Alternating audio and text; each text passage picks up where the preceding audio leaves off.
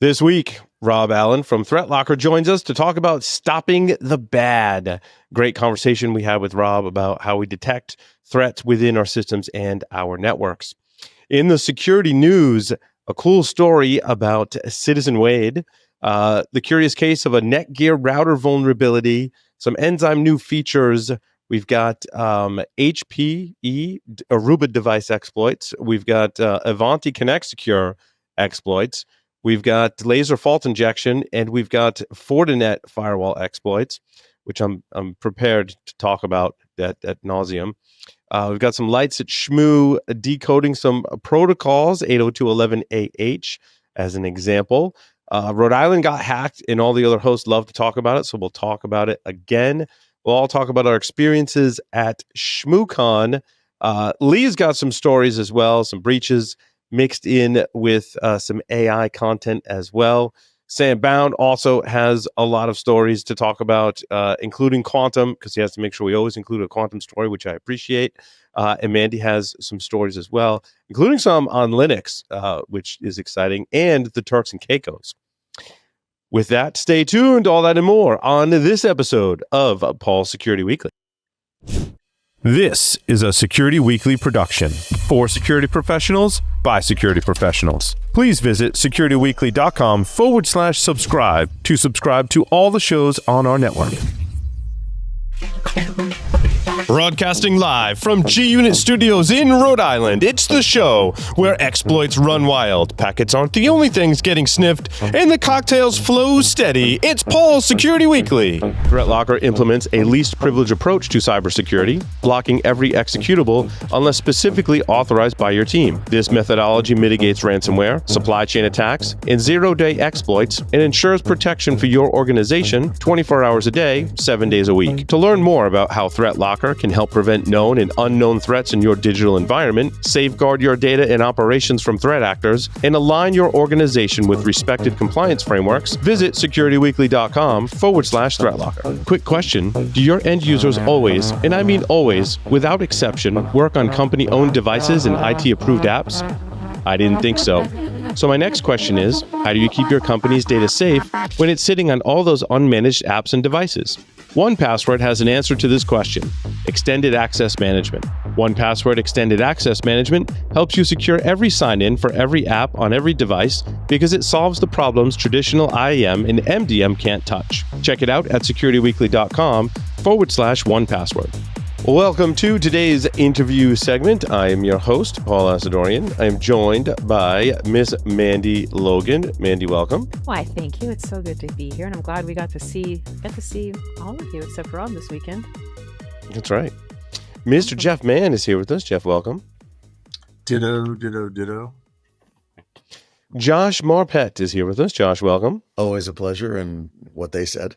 It was nice seeing everybody on. Today, let's see, what did I title this segment?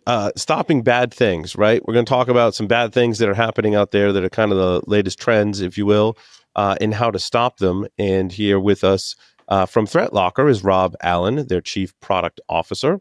Rob is an IT professional with almost 2 decades of experience assisting small and medium enterprises. He worked for an MSP, giving him some great insights, and joined ThreatLocker in 2021. Rob, welcome to the show. Thank you very much. Pleasure to be here. It's nice to have you, Rob. I want to start with just diving right into it and talk a little bit about privilege escalation. I think is where I want to start, because I think, most of the world is running Windows desktops, right? It's probably the majority of the computing environments we have to protect. Privilege escalation, right, could mean user to administrator or administrator up into like higher privileges into the kernel. And I find it interesting where different vendors have a different take on what they're willing to put into their product to protect. And I think it's certain junctures, and I'm not sure Microsoft's current stance on this, but in the past they've said, administrator to kernel is not a barrier that we're like willing to protect. But it's still, again, back to the where I started, this is a significant portion of our infrastructure. How do we detect and prevent this privilege escalation when there's new techniques coming out all the time? Well, realistically, I think privilege escalation is one thing. I think there are probably clearly it's an issue and something that people have to deal with. In my experience, there are other issues, related issues that are probably just as pressing. Without getting into too much details, we had we're troubleshooting an issue yesterday with a customer, and long story short, everyone was in their local administrators group. Yeah. Everyone. That's probably a bigger problem in that particular environment than something being able to escalate privileges, because realistically, they don't need to escalate privileges. They've already got them. The size of the organization? Substantial. Yeah. Substantial. I mean, I have a similar-ish experience from my own distant past, which is the company I used to work for had a very awesome piece of software that they developed in-house, and pretty much all of their customers used it. So it was like 2,500 computers basically around the country back home in Ireland. And that piece of software required two things in order for it to function correctly. It required to be running as a local administrator. And wait for it, it gets better. It also required macros to be enabled in Word, because it used templates to create documents, basically. Nothing to see. Yes. No. Now, needless to say, they had one or two issues with ransomware down through the years. Fortunately, they were pretty much our first ThreatLocker customer when I moved to ThreatLocker 4 years ago. They were our first ThreatLocker customer, and the two things that they did was they removed all those local administrators and they used our solution to make that program able to run as a local administrator. So yeah, there's a couple of sort of hot, fresh examples of where privilege escalation is a problem. And it's, as I said, it's not just being able to escalate privileges. It's very often having privileges that you shouldn't have in the first place.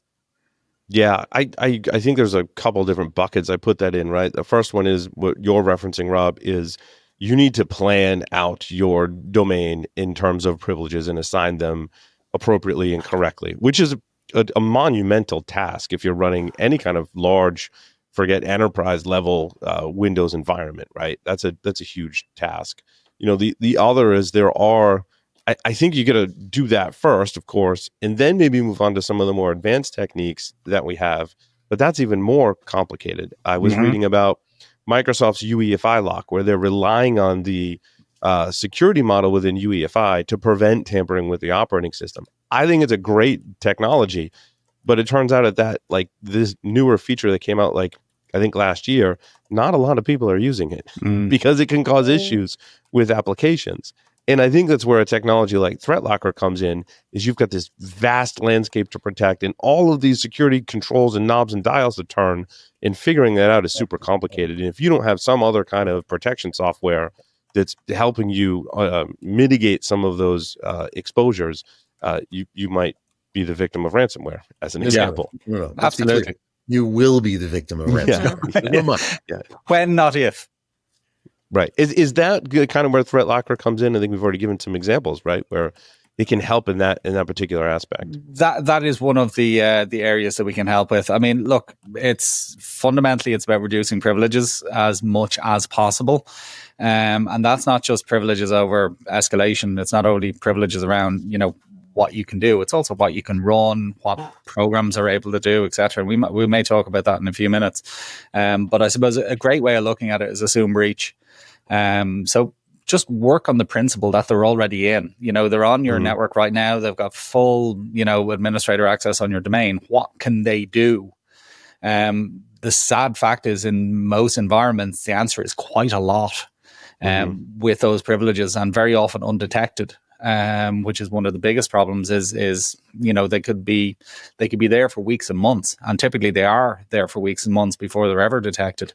But making their lives as uncomfortable and as difficult as possible is a really good strategy. So the harder you make it for them, the more desperate they're going to be, and the more likely they are going to be detected in their activities. Yeah, I've always said the more difficult you make an attacker's life by enabling controls that in and of themselves, you're like, well, that control could be bypassed, or like it's not a great control. But the more of those controls you have, the more difficult you make an attacker's life, which I've always said leads to an easier time to detect, right? The more hoops they have to jump through, the noisier they may be. Is that true, Rob? Oh, in 100%. company? Yeah. Okay. Absolutely it is. Absolutely it is. Look, realistically, and even with the best controls, I mean, fundamentally, you're just going to buy yourself time. Now, how much time that is depends. It also depends on how. I mean, there was a time, if you'd have asked me, maybe a couple of years ago, if you make your environment as unfriendly as possible or as difficult as possible for someone to attack, they're probably going to move on to another target. They're probably going to pivot because fundamentally I don't want to make sweeping assertions about ransomware The word gangs. is lazy. Thank you, Jeff. They are fundamentally lazy. They're looking for low-hanging fruit. They're looking for something that they can hit easily. Now, there are exceptions to that. Sophisticated hackers are not typically sophisticated. Yeah, but there are exceptions. So if a hacktivist is after you, or if it's a nation state that's after you, the reality is they are going to get you one way or the other. You know what I mean? It might, as I said, take them years to do it, but they are after you and you alone, most likely. But the vast majority of these gangs of attackers are not after you and you alone. Absolutely. So if you make your environment as unfriendly as possible, the reality is they will probably pivot and move to other targets. Now, something about a friend and a bear. Yeah, absolutely. Well, also, I think I like this targeted versus untargeted. The untargeted folks, if you kick them out once or twice, they're probably going to move on. The targeted folks are going to be like, oh no, like I'm still gonna try, right? I as I said, up to not too long ago, I probably would have agreed with you wholeheartedly on that. What I would say is some of the gangs that are active more recently seem to be a little bit more persistent. Now, I don't know the reason for that persistence. I can take a somewhat educated guess as to why it might be, which is I think in a lot of cases they're buying access to environments. So they're not actually going out and hacking into places. They're fundamentally going on to, dark web. They're buying access to X organization. And then they're using that access to attack that organization. Now, if you put money, basically, if you spent money on getting access to an environment, correct, you are. That is an excellent word. They are invested in it, and they're probably going to be that more persistent, and they will probably keep at it until they do manage to get you. But obviously, there's limits to that as well. I want to pull on that thread a little bit because that's fascinating. So what you're saying is they've gone to there's one organization that just gets access and then sells that access. Now you've got an organization that's going to say, okay, I'm going to buy the access from you. I have a sunk cost. I'm invested in exploiting this organization because I paid money for the access. But they're already inside. So now they've got access. They've got an account. They've got a method of entry. They've got something to get in. Now, considering that most organizations these days have more active directory groups than employees. Okay, this is from experience, just to be clear. But most large organizations have more active directory groups than employees. So access, once you're inside, it's not that hard to get access to all sorts of different things.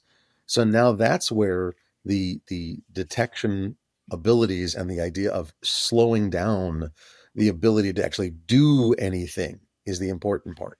Am I on the right track here? Oh, absolutely. I mean, look, fundamentally, and it's probably a much deeper and larger conversation, but I'm very much of the opinion that detection is important. So if something is going down, you want to know about it as an administrator. I'm also firmly of the belief that we can't detect everything because we don't know everything that's bad. Nobody knows everything that's bad. And if your strategy fundamentally is to wait for something bad to actually be detected, then the reality is it's probably too late. Your data is already out there. It's for sale on the dark web, and it's basically a cleanup operation. I'd qualify that in an automated fashion because there is still possibly out there in the land a network admin that knows his network and watches things and can sense, have the gut feeling. Oh, there's something you're adorable, Jeff. I think the technical term for what you're talking about, Jeff, is a unicorn. Okay. Yeah, there are some unicorns, absolutely. And He's adorable. Yeah, I've always said, like, back in the day when your internet access was 1T1 or 2, maybe you could I mean, I was at an organization where we monitored the internet points of presence very, very closely, and we had that sense, right, when we look at the intrusion detection systems, which is what we used to run back in the day and monitor all the internet traffic with an IDS system. You would have those folks, Jeff, like myself and my coworkers back then, would be like, something's not right. Like, I'm seeing this activity and something's not right because it's not normal. The way we implement technology and IT infrastructure today, that has become next to impossible to do across the board, right? You might have pockets where you're like, I know these systems and that part of the network, right? But then there's other parts that you're like, I think you were talking about a Microsoft report, Rob, that pointed to unmanaged devices as a target. Yeah. No, our networks are so complex now that you might have pockets that are unmanaged because it's so easy to spin up infrastructure than ever before. Yeah, absolutely. It was a digital defense report for last year. They released it sort of October, November time. And the two really interesting takeaways for me were, one was that over 90% of successful attacks, so attacks that led to a ransom, utilized or leveraged unmanaged devices on the network. The other really interesting fact, and this is something that we've seen, is over 70% of successful attacks involve remote encryption. So something that is fundamentally not protected on the network, encrypting data on something that is protected. Now, that could be somebody coming in through a VPN vulnerability into VPN. It could be an attacker spinning up a VM with all their tools on them on any machine on the network. Fundamentally, there's any number of ways that an unmanaged device on the network can be leveraged. I mean, I had the privilege. So we run an event every year here in Florida, and last year it's called Zero Trust World. But last year I spoke to a couple of pen testers, and they mentioned to me that their favorite thing to see on the network, their favorite device to see on the network, is a printer. Because printers sit on networks for 5, 6, 7, sometimes 10 years, never patched, never updated. I mean, in my own experience, I don't think I ever saw a multifunction device that ever had anything but the default username and password. But those things are always on important and sensitive parts of networks because realistically, people need to print to them or scan from them or whatever the case may be. So, realistically, if a penetration tester loves to see something like that in the network, then you can be damn sure that the bad guys do as well. But again, multiply that by all the different devices. I mean, people don't even think about all the different types of devices they've got in their networks today. I mean, I use my home network as an example, and I used to make a joke about it when I was back home in Ireland that, I had these devices and doorbells and cameras and CCTV systems, and my oven was on my network at home along with my work computer. Now, the joke I used to make was one thing I know with absolute certainty is I've never patched my oven. But it's sitting on the network at home. Now, since I've been here and I'm now becoming more American, that's only the tip of the iceberg. So it's ovens, it's microwaves, it's my fridge is on my network at home. And likewise, I have never patched it. But again, just think about that in your typical business environment, apart from things like printers and scanners, as I said, cameras, you name it. Lighting, building management systems. Yes. Probably running an XP. Oh, you're so optimistic. Yeah. So Rob, among those who use ThreatLocker, and we were talking about that unicorn, would they be more likely to use the unified audit to find anomalies or instead of the alerting? Well, that's a really good question, actually. So for those who know what we do and how we do it, we have, as you mentioned, the unified audit, which is where we fundamentally log everything that's happening in the environment. So everything that's running, network activity, stuff that's allowed, stuff that's blocked, a phenomenal amount of data. Somewhere between 3 and 4 billion rows of data per hour is what we're currently logging about fundamentally what's happening in people's environments.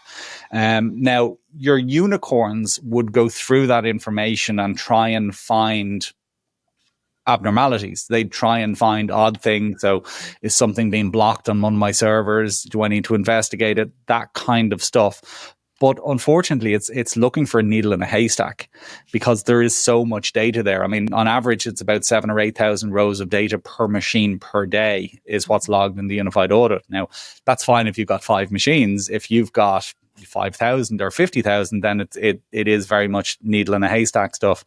So that's why one of our more recent additions to the platform is ThreatLocker Detect, which basically allows you to automatically go through those logs and look for indicators of compromise or things that you may be interested in, and to alert you.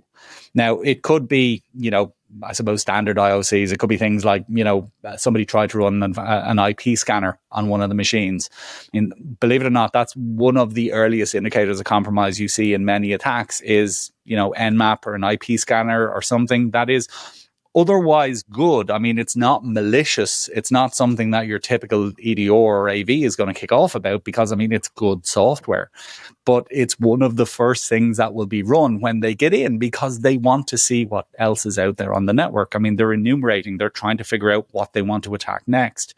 So having the ability to alert and in some cases respond automatically to those anomalous events is something that we've added quite recently. So fundamentally, your unicorns can still do their unicorn thing and look through all the logs, but those of us who are more human and less unicorn can set it up in such a way to tell me when weird stuff is happening.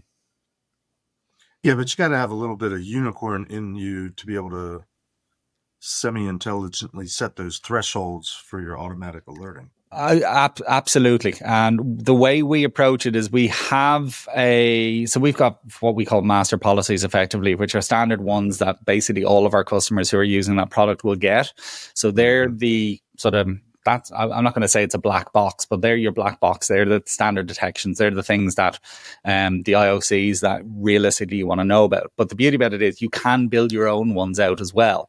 So, for example, we've seen 7-Zip and WinRAR used as part of ransomware attacks. Now, you're probably going 7-Zip. How or why would they be used? But they can both encrypt data, they can both delete data, and they can both transfer data.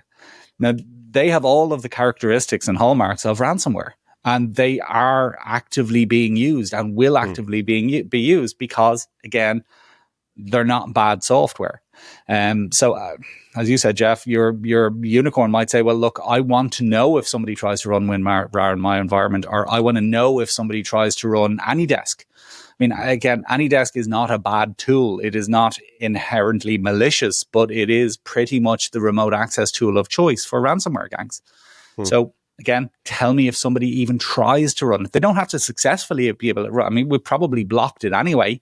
But back to our earlier point of making it difficult so they will trip over themselves and they will raise alerts, it's more likely that they will be detected, and you can set that up yourselves as well.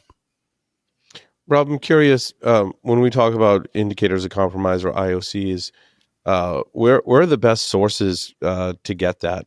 Because sometimes they're not published, which is frustrating. Sometimes they are published and they're not great IOCs. And there seems to be this debate that was sparked, pretty recently, or maybe an ongoing debate of we need people to share IOCs, and it's important. In the context of our conversation right now, listeners should know how important it is for us vendors, for example, to be able to get IOCs from people who are doing incident response and forensics on active exploitation and attacks. And sometimes that doesn't get shared, which I'm sure you're just as frustrated as I am. Yeah, it would make our lives significantly easier. It really would. We've sort of, through a variety of ways, we pick them up as time goes by ourselves. Fundamentally, you get your own because you're on the endpoint. So if you can see something, determine it's bad, you get your own IOCs, which is awesome. Yeah, this is the whole point. Again, we've seen situations where like putty has been used for data exfiltration. Now, for us now, putty transferring data across the internet is very much an indicator of compromise, or at least it's something that people need to be aware of. But in terms of sharing, absolutely, because knowledge is power. Realistically, if everybody knew all of the indicators of compromise, then realistically there would be we'd all be in a much better position, I suppose, is the way I would put it. Yeah, it's not the perfect solution, right? But we'd be in a much better position. I agree with that statement. So I think we were talking about that too on the show, Jeff, and you were asking me a question about that. And I said, indicators of compromise are great for that comparison to go, someone else saw that. Even if only some of those indicators of compromise match what I'm seeing, now I can start doing that compare and go, oh, what else should I be looking for? Or even similar thing. It doesn't have to be 100% accurate. Like, oh, they put this file somewhere. Well, maybe that file was in a different location, but it was still called that file name or vice versa, right? That's huge when I'm doing incident response. Yeah, absolutely. I also I want to hit on how we can use zero trust to help with the attack path that is more commonly being used today against security and network appliances.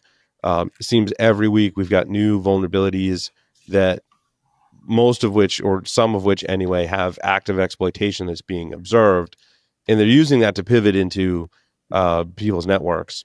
How can we use zero trust to prevent that, right? Because I think there's some things that probably things we shouldn't allow. Like why should my VPN concentrator directly have access to a server somewhere, right? Maybe the client should, but the server itself probably shouldn't. So I feel like there's some pretty basic rules, right, we can put in place.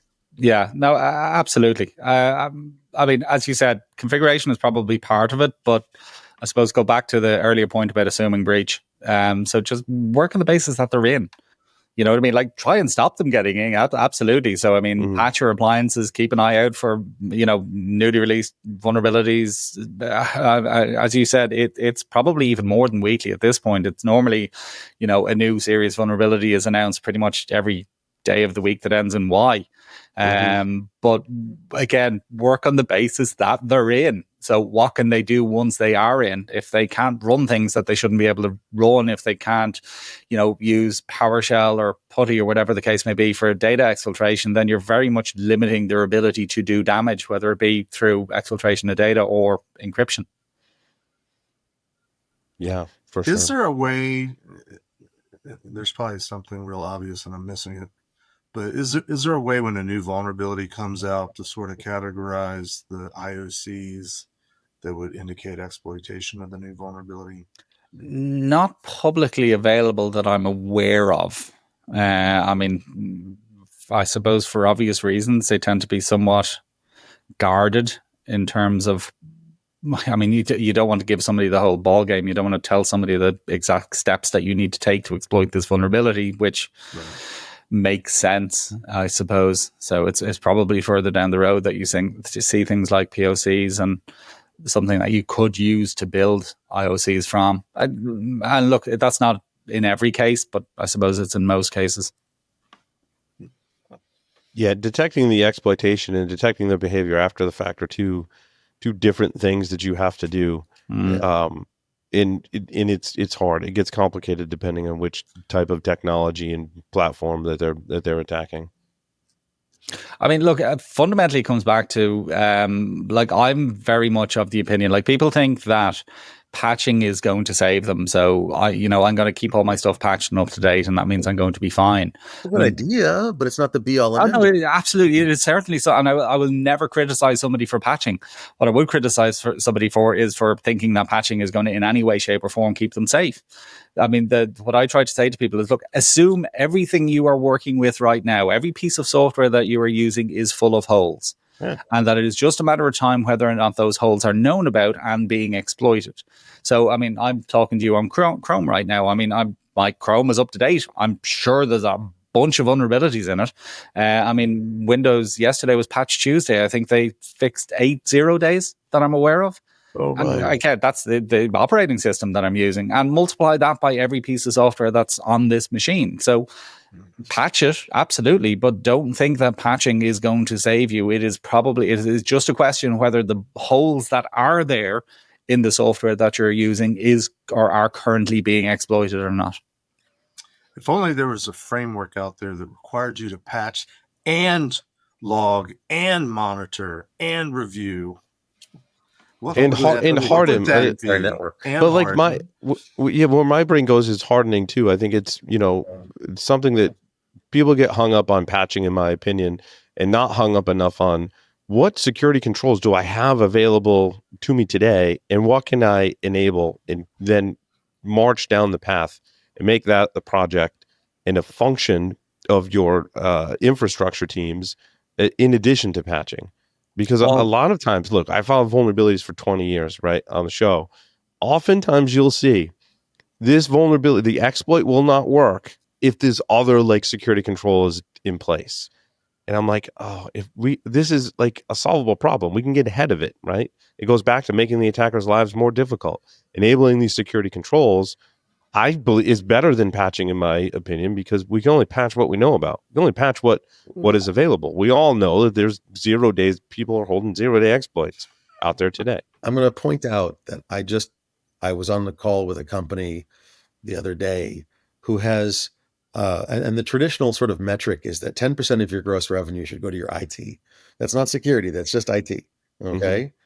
And they had an order of magnitude less. They were about 1% of their gross revenue is being used for IT. They don't have enough time to eat lunch, much less get everything patched, much less be on guard for 0 days or everything else. It is a significant problem that we're under-resourcing IT in the name of bottom line. And so tools, especially automated tools, thank God for automated tools, are really need to be utilized a lot more to make up for that kind of under-resourcing. It's not exactly a new thing, though, Josh. No, it's not. You're right. IT's been underfunded since the very beginning. But it's never been more important. Well, can I just say, Paul, you mentioned my favorite word there at least 3 or 4 times, which is control or controls.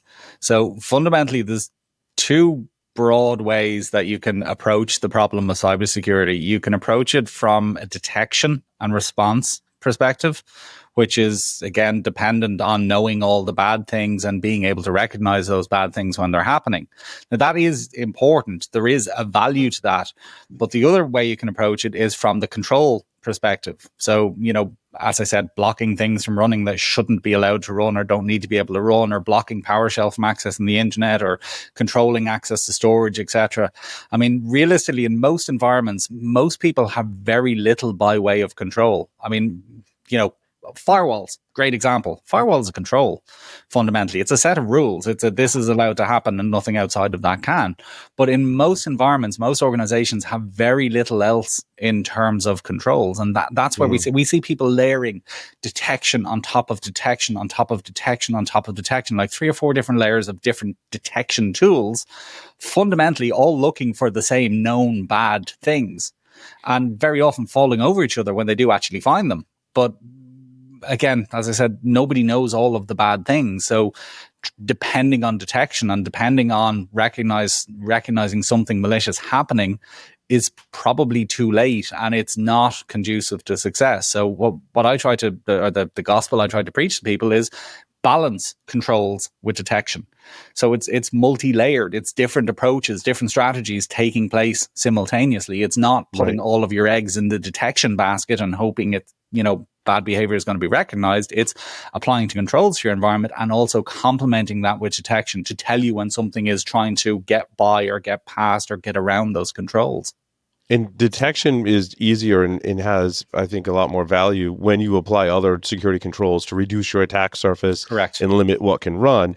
Now, when you're running your detection, you're seeing a lot less noise, if you will. Yeah. And I've always found, like, if I go in, I've done this in my own systems and networks, I'm going to I turn a bunch of stuff off and I do some hardening. Then I go back to my detection tools. I'm like, wow, I can find the bad stuff so much faster now. Yeah. Because I don't have all that noise. And I'm not wondering is that something bad, or do I use that? Yeah. I mean, it's one of the reasons that we brought out a detection product, because we had customers, pretty much all of our customers used to run ThreatLocker alongside some other detection tool. So whether it be an EDR or an XDR or an MDR or anything that ends in DNR or antivirus or whatever the case may be. So you'd have ThreatLocker on the one hand applying controls, and you'd have your detection on the other hand.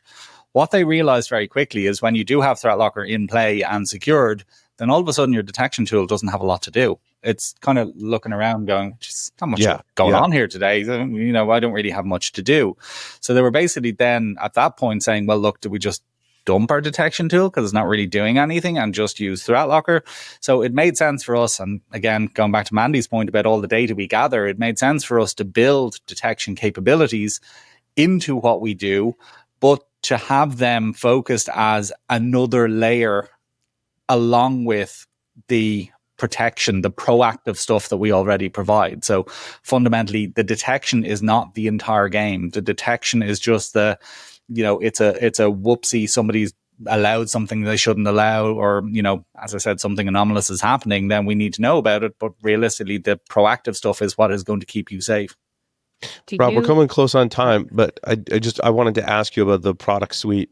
The way I understand it, Mac, Linux, PC, I deploy agent software to those platforms. And have you added other products that help more on the network side of it, or just kind of walk our listeners through that? So yeah, I mean, fundamentally, we've got two core products. One is ThreatLocker Protect, which is the proactive control stuff. So you've got allow listing, you've got ring fencing, you've got network control. We also have, we mentioned privileged access management. So we've got elevation control, and we have storage control, which is akin to, we've got storage control as well. So controlling what programs have access to what data, basically. They're all controlled. So there are Protect suite, broadly speaking. We've more recently added detection and MDR to that, or what we call ThreatLocker Detect. So fundamentally, we cover both angles, basically, within one agent, one portal, one system to administer, one product to understand and to know. So yeah, we've got Protect, we've got Detect, coming at the problem from different angles. Fantastic. Mandy, you had one last question. Oh, my main question was just about, then do you define ring fencing as an additional control? Oh, very much so. Okay. Yeah, usually so. So there's two parts. So as we see application control, there's two parts to it. There's what can run and what can't run, which is obviously really important, because you don't want malware to run, you don't want ransomware to run, you don't want, remote access tools, all those things that don't need to run in your environment. Our attitude is, well, just block them and allow them as needs be. But the other part with, we didn't even get to talk about this, but living off the land is a huge issue. So using what's already on people's machines against them is a major problem, because it's my brain, Rob, was going to the SSH client now that's built into all copies of Windows after a certain version. Yes, absolutely. That's one example, but there's dozens more. You know what I mean? As I said, I mentioned Putty. Putty isn't built into all machines, but you've got PowerShell, you've got curl is very often used for data exfiltration. But again, our approach with ring fencing is say, look, most environments will need those things to run, but does PowerShell need to access my files, for example? Or does curl need to access the entire internet, which it can do out of the box? Short answer is no. So what we say is with ring fencing is, well, look, control what they can do, control what what data they can access and where they can go on the internet. So they're far less likely to be used against you. I mean, I have a really an example at the moment. So there's a thing called Rev Shells, which is a really cool website that basically gives you loads of different ways to do reverse shells onto a machine. So like, you select your operating system, you put in your host, your port you want to use, it'll give you PowerShell options, it'll give you all manner of different things. I used it recently. It gave me a PowerShell script. So reverse shell via PowerShell. So that's really cool. And I put it into my machine. It got blocked by Defender. So Defender recognized it as bad. It was known bad and it blocked it. So I went on to ChatGPT and I literally gave it the PowerShell command and I said, can you obfuscate this? So it, after a bit of back and forth between myself and ChatGPT. And by the way, when AI takes over and kills us all, it's probably because of me calling it names. So just full disclosure there. We do clash sometimes. Long story short, in the end, after a bit of back and forth, it gave me an obfuscated version of that PowerShell script, which works perfectly, completely functional, and is not detected by Defender. Now, how do you we did a podcast some time ago with a guy called Jacoby, who was absolute genius. He was Hack 5's hacker of the year for like 4 or 5 years in a row. Guy's amazing. And he came up with this, fundamentally it was a polymorphic PowerShell reverse shell. So he'd reach out to an API and every time I'd come back, I'd give him a different version of it. So it was almost impossible to detect. He ran it against every major tool that's out there, every EDR that's out there, not one of them recognized it, not one of them were able to stop it. And then he tried it on a machine running ThreatLocker and he was like, it's not working. Now, he thought we were doing some amazing behavioral analytics, that we realized what was going on, and we recognized this as being malicious. And I had to say to him, look, Jacoby, it's actually not that. It's just we're blocking PowerShell from accessing the internet. So it can't go out and get that, or can't connect your API, first of all. And even if it could, it couldn't create the reverse shell, because we're just saying, look, PowerShell doesn't need to access the internet. But a couple of really interesting examples of where controlling what things can do is almost as important as what can run and what can't run. Rob, I think that's a great point to close things out. I think it's a great showcase of the capabilities in ThreatLocker. Of course, I should have said this at the top. The segment is sponsored by ThreatLocker. And folks that want to learn more, you can visit securityweekly.com/ThreatLocker. I think I met Danny, your founder, very early on, and I was impressed. And I'm like, if you keep down this path, you're going to be successful. And you guys have been. We weren't wrong. Yeah, keep up the great work. Nice, Mandy. I actually carry this Mandy's with got some me. Swag. I carry this with me like all the time. Swag everywhere. we like a swag. That's awesome. Well, Rob, thanks so much for coming on the show today. No problem. You're very welcome. That's right. With that, that'll close out this interview. Thanks for watching. IT professionals, mark your calendars. Zero Trust World 2025 is happening in Orlando, Florida, February 19th to the 21st. This event is tailored for IT leaders and cybersecurity experts who want actionable insights on zero trust strategies, practical solutions for modern threats, and meaningful connections with industry peers. Plus, take advantage of hands-on cyber hero boot camps, expert-led sessions, and the chance to earn CPE credits and your Cyber Hero certificate. Save $200 on your in-person registration using discount code ZTWSW25 at securityweekly.com/ZTW2025. Reserve your spot now. Paul Security Weekly is supported by Bitwarden, the trusted solution for password, passkey, and secrets management. Bitwarden empowers everyone to create and manage strong and unique credentials across all accounts and devices. With enterprise SSO integration, end-to-end encryption, and secure autofill capabilities, Bitwarden defends against phishing attacks and data breaches. Strengthen your security posture with tools built to protect what matters most. Learn more at securityweekly.com/Bitwarden. Coming to you live from Purgatory Studios in semi-high definition, it's Paul Security Weekly, episode number 857, being recorded on January 16th, 2025. I've got everyone here with me tonight. I will start with what is on my top left. Mr. Lee Neely is here with us. Hey, it's great to be here. Welcome back from all you guys from went down to Shmoocon and posted incredible comments about all the fun you were having. Totally jealous. For sure. Mr. Sam Bowen is here with us. Sam, welcome. Good evening. Glad to join you. Due to car troubles, Mr. Larry Pesce is remote. Larry, welcome. Yes, thank you. Yeah, we have 4 cars. The one that is less than a year old works, and the one that is almost 100 years old works. Imagine that. Miss Mandy Logan is here with us with some new equipment for her broadcasting attire. It's very nice. Yes, it has been a marathon day also of setting up all of this, but I'm still riding high from Hackers on the Hill. Aside from Shmoo, Hackers on the Hill was great. Nice.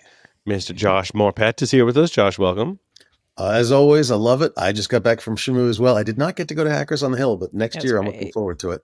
Although it won't be tied to Shmoo anymore, so I don't know what's going to happen there. Mr. Jeff Mann is here with us. Jeff, welcome. Yada, yada, yada. Also back from Shmoo. Didn't do Hackers on the Hill.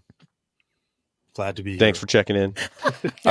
Bill, not the hat, Swearingen is here with us. Bill, welcome. Free hat. Free the hat. Free the hat. Free the hat. That's right. Glad to be here. Thanks, Paul. It's amazing. We've got some awesome stories to talk about. First, a quick recap. How was everyone's Shmoocon, which is the last Shmoocon? You know, I don't think there was a consensus as to what there's going to be after Shmoocon. Well, I mean, and also after DerbyCon, like we don't have to ask Bill. He can show us. That's right. Let me show you Bill. how my Shmoocon was. I walked away the winner of Shmoocon. Oh my gosh, you can see you guys' faces. So, I don't know how to show it, but the champion We brought home the belt. We took first place like a winner. In the Shmoo fac, the Shmoo It fac. does, no. Is that what they're calling it? Let's not clarify. Let's just say that I won Shmoo. I have a belt. I Okay, took first place. I took first place of Shmoocon. Thank you very much. as part of a team No, with some people no. you might. Again, you're bringing in too many facts. Yeah. If it wasn't for Bill, they wouldn't have had those people on the team. That's true, right? And we wouldn't have won first place. I, by myself, answered all the questions correctly. Oh. Yeah. No, and if it weren't for that really that dead ass waiter at the night before, you wouldn't have had the name of Hat. Well, anyway. I don't know what you're talking about. Yeah.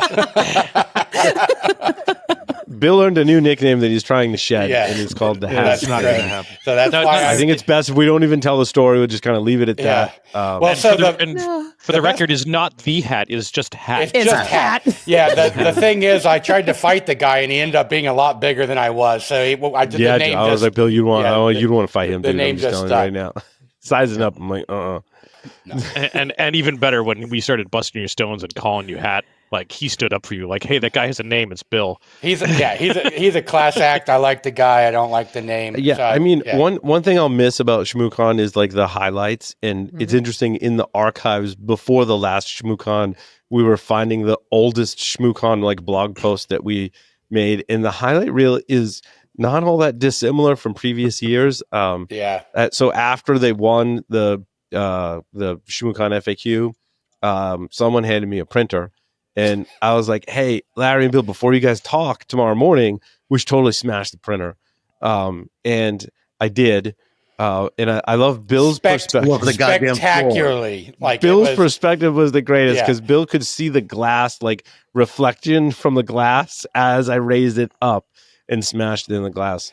Just whenever. It was a for the- spectacular event. And for the record, this was a multi-function printer, and it was the glass from the scanner. Yes. Yeah. My guess Sorry. is there's still a giant pile of glass in that room. Somewhere, right? There's little bits and pieces of glass that we've left behind. Heidi, you got a That bill leave for our cleaning mark. up glass. Paul, around the- Yeah, it's when, Paul's when fault. when you went to smash it, did you shout PC load letter?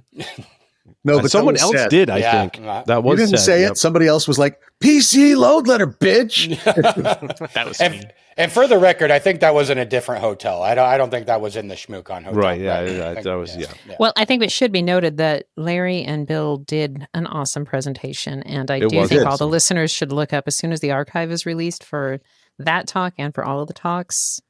Get on Well, it. I mean, let's be It was honest. the Talk most enhanced entertaining. because of the That's It was true. the most entertaining presentation. There was printers smashed. There was birthday cake. They sang me happy birthday. There were things being thrown in the audience. It was There was hot it was sauce epic, delivered dude. by It a was- dog. hot sauce there was delivered by a whiskey. dog. Whiskey was delivered to the Hot sauce, presenters yeah. at 10 a.m. Sunday was the talk time, and Larry and Bill were Larry, do you drinking have enough cheap whiskey. yellow displays now? Yes, so this is box 1 of 2. Each contain 50. That is awesome. Oh I my just need you to God. send those to my house out here, Larry. That I've got a use for those.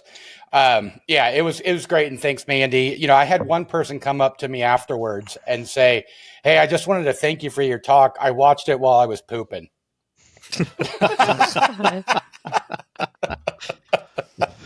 Not me. I was up on stage. It wasn't me. I'm just saying. Someone's watching the live stream. Yeah. He was giving the talk while pooping. And diapers are amazing for that. Okay? Right. Yeah.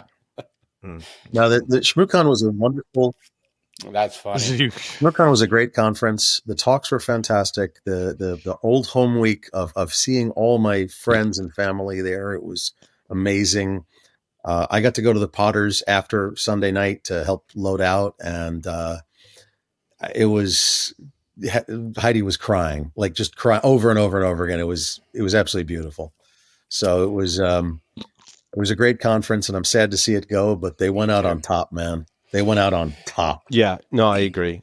It- I agree. You know, I've said for years there was something magic about Shmoo. You know, there Yeah. truly is something magic about Shmoo, and I think that So while I really do believe that it's because of the Potters, right? So they're very, very giving and very caring family, and I think that translates down into the conference. But I also the number of attendees being around that 2,500, 2,600 is like so perfect. You get It a is. chance to like actually hang out with your friends versus like DEF CON where you say hi and you pass each other, right? Right. It's There just was something else. there was some of that, but I did catch up with Jack Daniel when we all saw Jack Mhm. there, which was amazing. And just Grifter and Mhm. Trent and Josh Corn. I mean, the Oh, there was list so goes many. on. I still have to post my pictures, but Josh caught it a was touching moment when Grifter hugged me, put it out on Meta. nice. I was didn't even know he cute. was taking pictures. It was cute. You two were adorable. Yep. Yeah. And back to the count a little bit. I mean, 2,200 ish was about what they counted, but there Yep. were so many people this year that just said, "I'm going for LobbyCon because it's the last Mhm. one." Yeah. Yeah, they're Right. counting tickets sold, not Yeah. all the people that People. just showed up for LobbyCon. LobbyCon was huge. So you're both right, Yeah. numbers wise. And by the way, Paul throws the best impromptu breakfasts at Shmoo ever. Yeah, it was pretty hilarious, actually.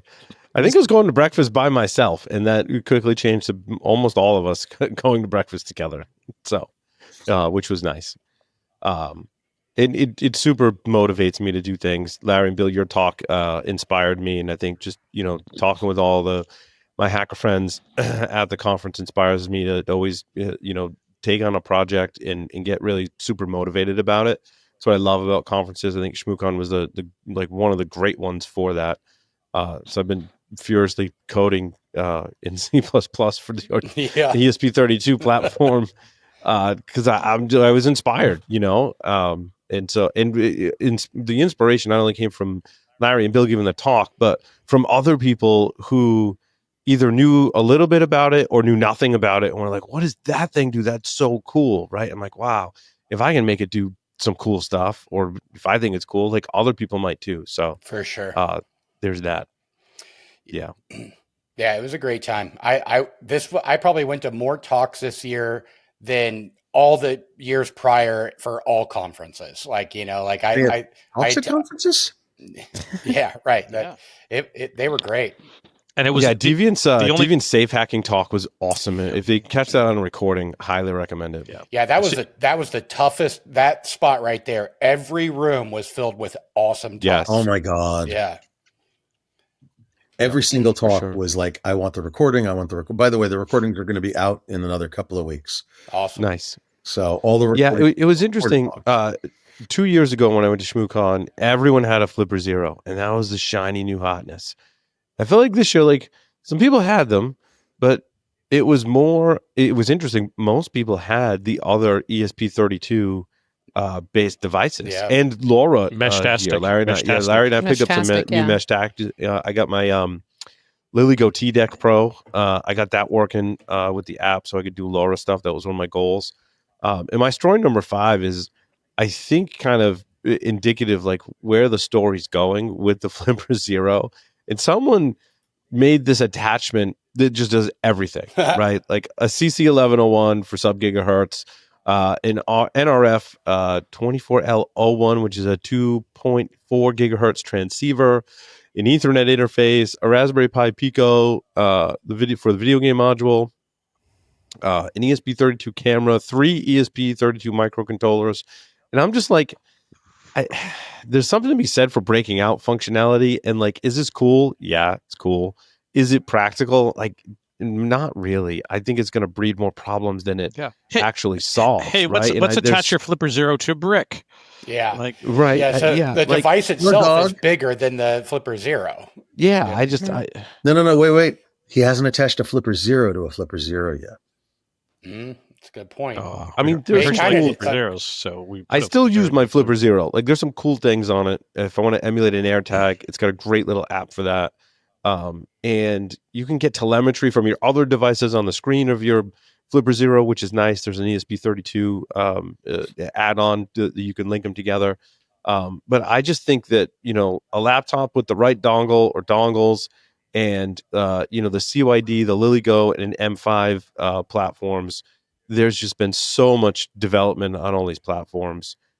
Larry and Bill's code, included in that as well. A lot of people are developing really cool things for these platforms, which all contain much of the functionality inside the Flipper.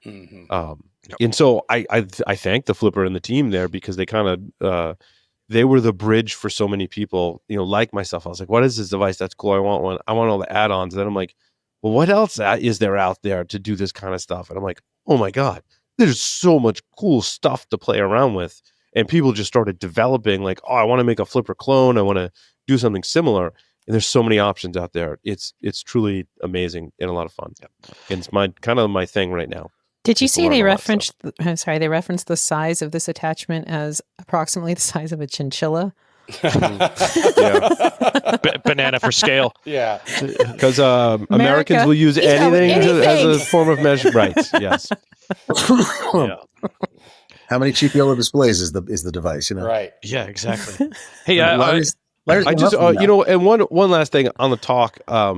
There were students. There was a Shmoocon program for students to attend Shmoocon. She was a student, and I think 12 students is my estimate showed up, and Larry gave them each a cheap yellow display. I had exactly 12 3D printed cases left to hand out to every single student. I'm like, well, that worked out really well. That's awesome. They actually had, I think those were the ones that were in the talk, but they had like 50 or so students that got schmoozed, which is amazing. Like, that's wonderful. Awesome. Yeah, I met a bunch of students from NC State. Ray Redacted introduced me to them I had to show him my cipher wheel. Awesome. Hey, I want to jump back a little bit on the Flipper Zero thing, specifically because I had a story in there, my story number 9, entitled "Lights at the Shmoo," which came through really horribly. But this was Rob Joyce's talk about doing the crowd-based lighting, because in the bags everybody got this little light up wand, and I apologize, I still haven't unpacked it yet, and it's still in pieces. Yeah, mine's at home. Yeah, mine's in pieces, because we got this, and it was, you look at the talk title and it's like wireless lighting, and we can do this in a crowd, and Bill's and my immediate reaction was, we could totally hack this. Yeah. So I got to my room, and I got this thing torn apart, and we shared pictures of the chipset and all the stuff to do the radio, and a quick Google search revealed that it was 433.92 megahertz on-off keying, and it was good for doing DMX 512 over radio. Well, and we're cool. like, oh, we could totally hack this. I've got a hack RF with me. We can just record signals and play them back, and then have Rob Joyce's like light up displays not do anything properly because we're just replaying what he's already sent. And then like stuff. Bourbon touched our lips, and we didn't do any of that. Nope. Yep. Then we're all hanging out, and that first sip of booze, and we got to go get dinner, and then we got to come back to the bar. There's the light up wand, and then the best part is that someone like later that day sent me the Lights at Shmoo website from the talk where it had all the slides, and hey, guess what? There's the wand torn apart with the indicator of the chipset, and then it's 433.92 megahertz on-off keying with DMX 512. And I'm like, and here's some recordings for you to play back on your Flipper Zero. Oh, cool. And some samples that were taken with the Hack RF. I'm like, Bill, we nailed it. Yeah. Well, you did. You nailed it. Like, Larry literally was like, I'm going up to the room and taking this thing apart. And I mean, like 5 minutes later, he's like, I know the chip, I know the frequency. And I'm like, oh my God, like, yeah. Nerd. Yeah. Jeff, were there any insights from your story number 1, which was covered by SC World by Paul Wagensell? I mean, nothing more than what we've covered, really. They talked about Rob Joyce and his lights, the general camaraderie, the LobbyCon. I guess we haven't specifically talked about LobbyCon other than saying there was a lot more people there than had tickets. I found the article and I'm like, wait a minute, that's SC Magazine, that's CRA. There was somebody there. I met Paul when we were out there. Yeah, but I didn't. And I've worked with him at other conferences, and so it was thrilling to have him run up. He's a good guy. It looks like a good write up too. It's pretty lengthy. Yeah, it was a good write up. It did Shmoo justice, I think. Sweet. I want to just dig in before we get into it, because I've got 2 stories that tie together, and I want to get the collective take on some of these. Because there's some really interesting and somewhat controversial things, especially my story number 7, And this was the write-up. So Avanti Connect Secure has a remote code execution vulnerability, CVE 2025-0282. I think there's also 0283, I want to say, was the other CVE associated with that. And I think it's that awesome combination of authentication bypass or remote buffer overflow and command injection kind of thing, if memory serves. But the folks over at Watchtower Labs have their awesome, entertaining, and technically filled post, and they made an update to it. And their update, I think, is really kind of the state of the state as to where we're at today, with not just even security appliances, but certainly falls in this, but with the state of hardware and software security as we see it. And they say we've seen a number of security executives and leaders tell the world how unfair it is that people could possibly criticize Avanti and their continuous spate of mission-critical vulnerabilities and mission-critical appliances, because attackers, and the argument is, the attackers always use new, in their quotes, 1999 techniques, and 0 days can happen to anyone. They say, we believe this is a real-world example of Stockholm Syndrome. Get help. It's a pretty bold statement. We agree modern security engineering is hard, but none of this is modern. We're discussing vulnerability classes with no sophisticated trigger mechanisms that fuzzing couldn't find, discovered in the 1990s, that can be trivially discovered via basic fuzzing or SAST, the things product security teams do with real code access. As an industry, should we really be communicating that these vulnerability classes are simply too complex for a multi-billion-dollar technology company that builds enterprise-grade, enterprise-priced network security solutions to proactively resolve? That's a pretty bold statement right there. They kind of threw down there. I don't know. I mean, if you disagree with it, I think you're going to be in troubled waters because it's pretty accurate as the state of where things are today. Now, look, I don't want to pick on Avanti. I don't want to pick on any vendors because there's a lot of companies. There's a lot of companies that make hardware and software, right? And it all has vulnerabilities. And I'm not knocking Avanti or saying that they're a bad company. That's not what I'm saying. I'm saying in general, this is a call where in certain spaces specifically, there's work to be done, right? That we know how to not ship a vulnerable product, but we do anyway. Mm-hmm. And much of what is being shipped out there as products contains vulnerabilities and exposures that we collectively know how to fix, right? Now, I want to give some examples. Find and fix, right? Mm-hmm. And I want to give you an example of where I don't give a lot of flack, right? So I didn't criticize Apple when they had the zero-click SMS vulnerability. That was the most amazing exploit chain I think I've ever seen in my life because they made it super hard for attackers. The same goes for Google with Chrome. They make it super hard for attackers. They commission entire research projects to talk about how to solve very specific classes of memory corruption vulnerabilities, and then put that in the code inside of Chrome.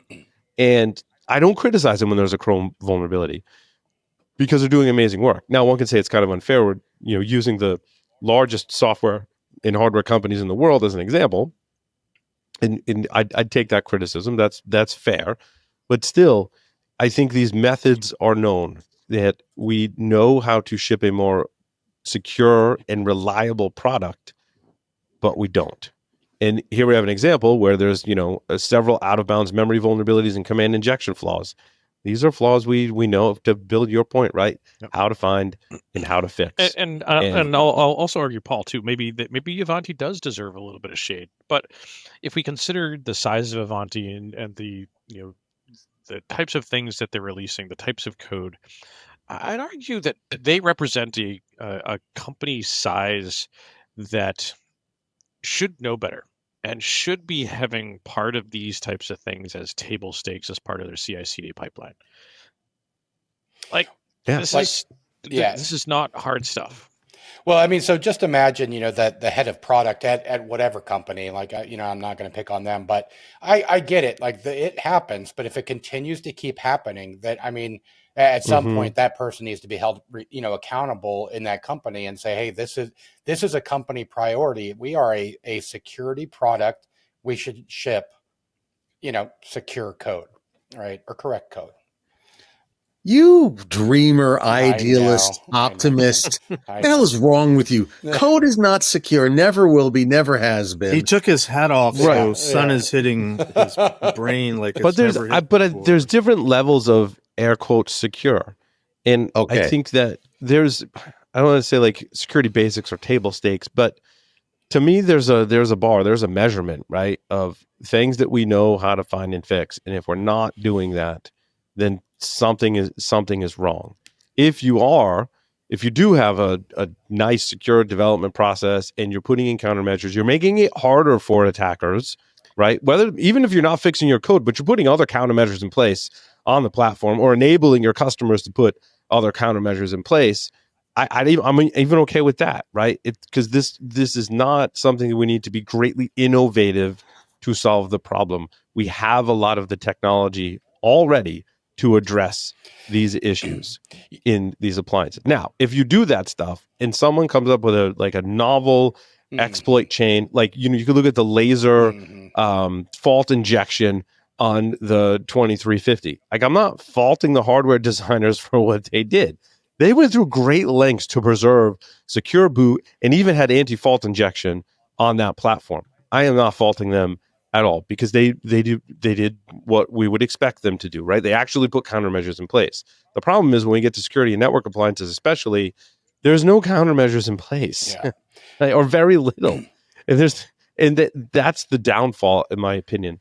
That's why I think we're in the state that we're in, is no one's really trying to do security, even at a level that we know and understand today. And I'm not saying every security appliance vendor has to be the most innovative company when it comes to security. There's completely new methods. That's not it. There's stuff you can do.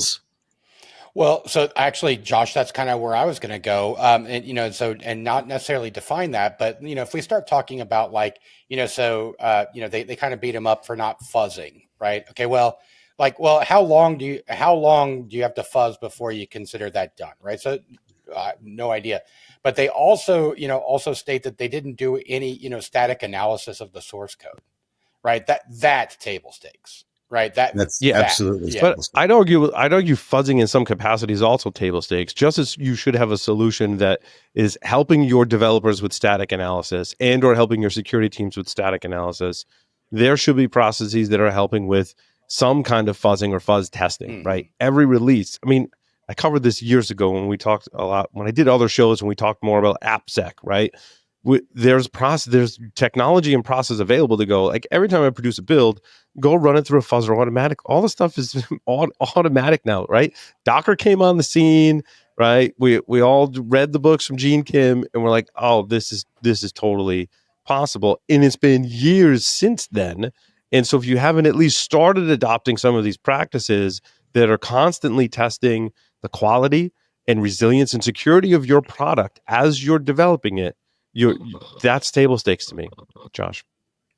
Okay, so table stakes to you is some level of fuzzing, static code analysis, dynamic code testing. Yep, dynamic analysis. Yep. So we can define the levels. We can say this. I'm sure there's compliance standards that could define it for you. Which ones? Because I don't know any compliance standard that tells you which are the actual. Which in product development, I'll have to look. I think they're wrong. I think the MARPET standard of 2025. That's happening in West Virginia in the end of March. Do you want to show up and help? Yeah, sure. Why not? Okay. I'm not joking. Oh, actually in March, that's right before tax season. I'm leaving the country.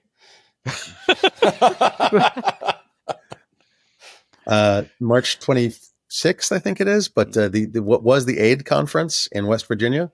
We're taking a track of it and turning it into the Open SBK projects. Anybody that wants to define terms for security and compliance, come on down. Paul, I'd actually like you there for firmware. Yeah.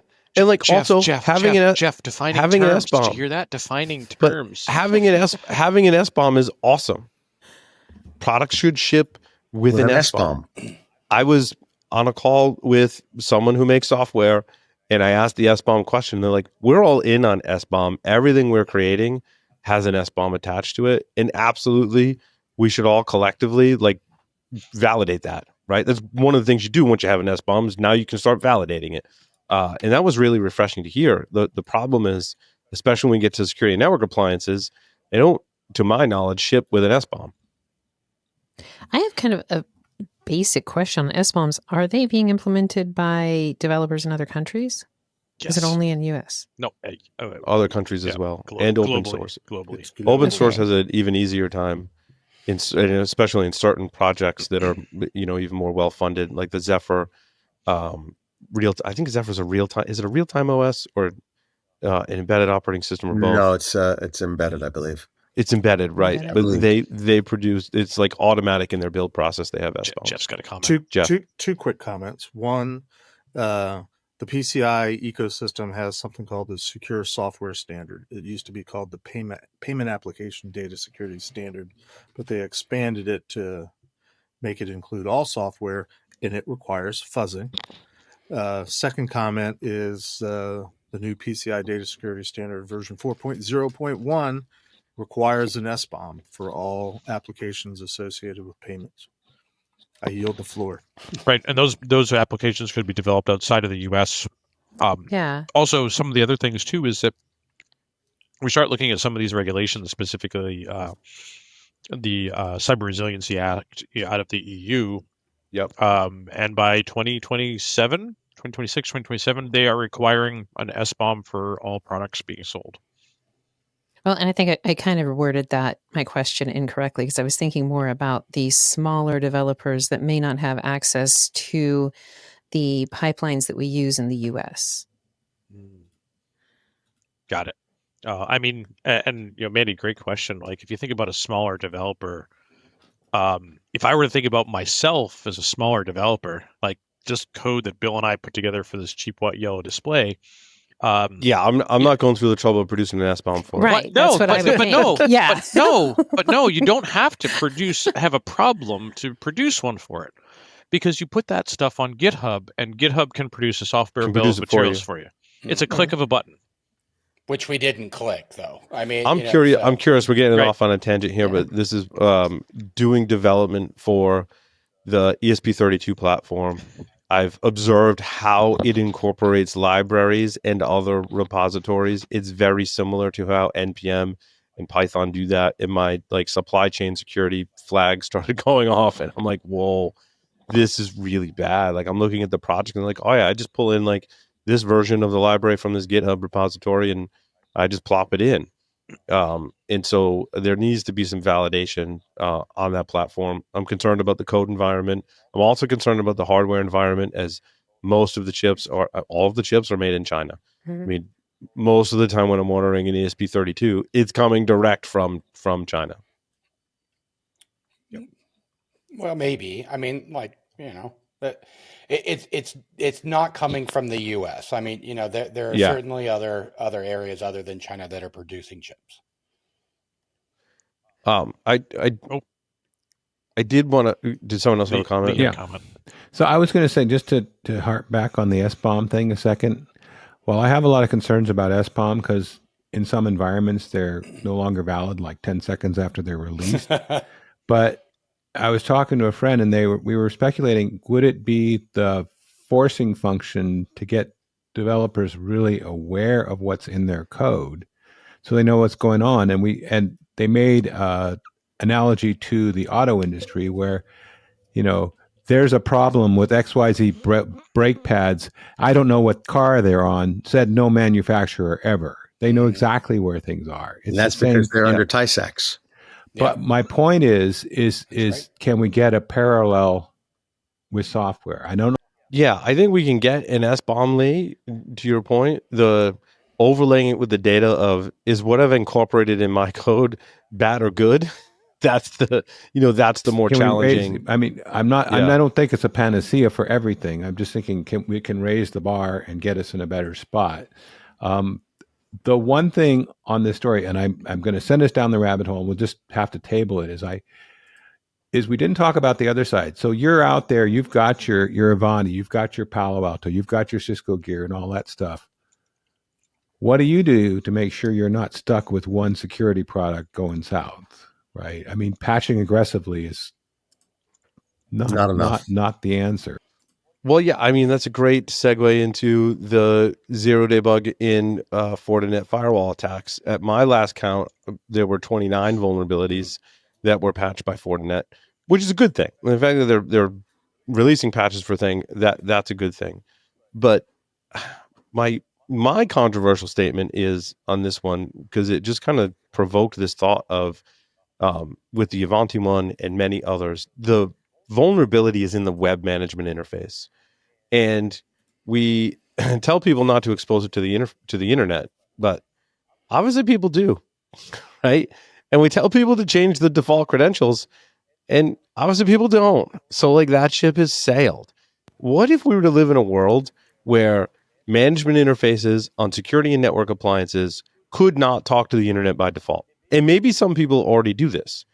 But what if we've got this beautiful thing in the internet and IP addresses, and we can distinguish between routable and non-routable internet IP addresses? So why can't we build that into the product? And maybe it's not impossible, but maybe it's super hard to get it to put that management interface on the internet. It's akin to me to OpenWrt going, there's no more default password in the firmware. You have to choose a password when you configure the device. It's akin to Microsoft going, the firewall will be on by default and block all incoming connections. Those two things alone push security forward so much more than all the other crap that we try and do.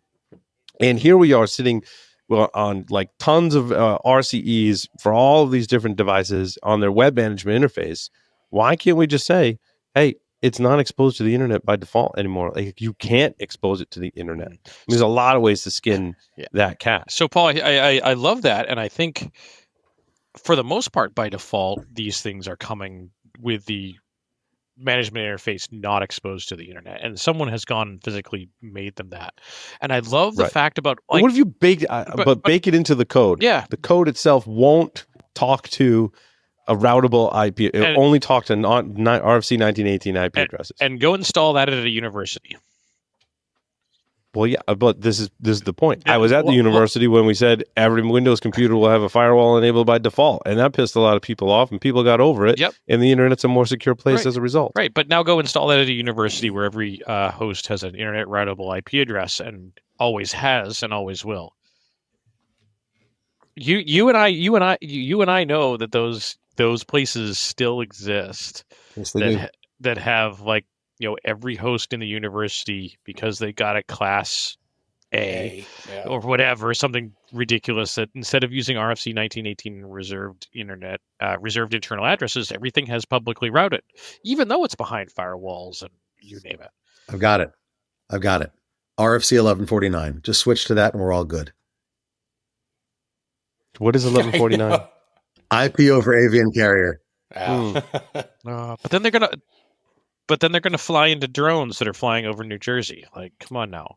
But my point, Larry, is something's got to change. It does, right? Because the behavior that we're exhibiting is not safe, and to me, it's a safety issue. Right? It's like, okay, well, we put a seatbelt in the car, but can you start the car without the seatbelt? Maybe in some cars at one time you couldn't, right? And then we just decided to click it in place and just sit on top of it. And if you wanted to do that, well, now we can't necessarily fix stupid. But can we make the internet a safer place if we put more safeguards in place, just like the other examples I gave that actually move the needle forward? You ever see a car seat from the 1960s? Yeah, no. It's a hammock.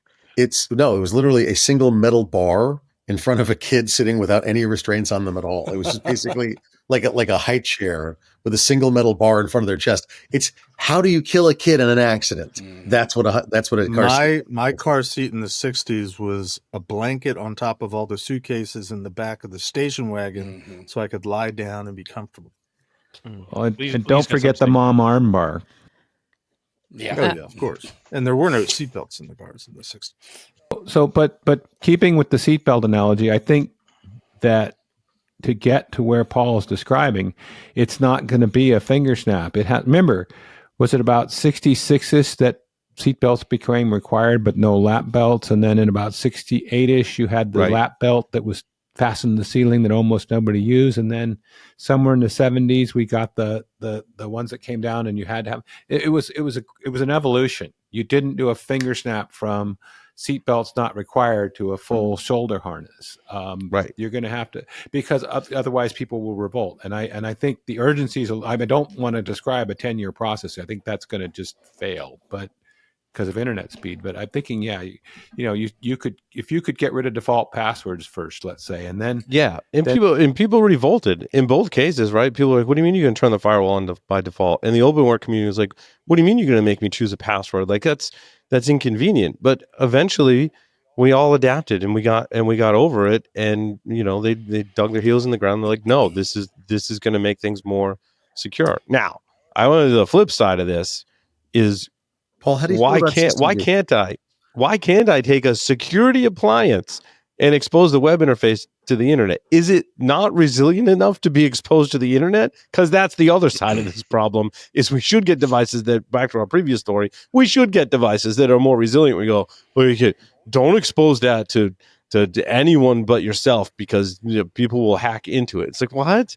You mean like there's stuff on the internet that is resilient? We know how to build more resilient systems. Why is it I can't expose my firewall to the internet because it's going to get hacked?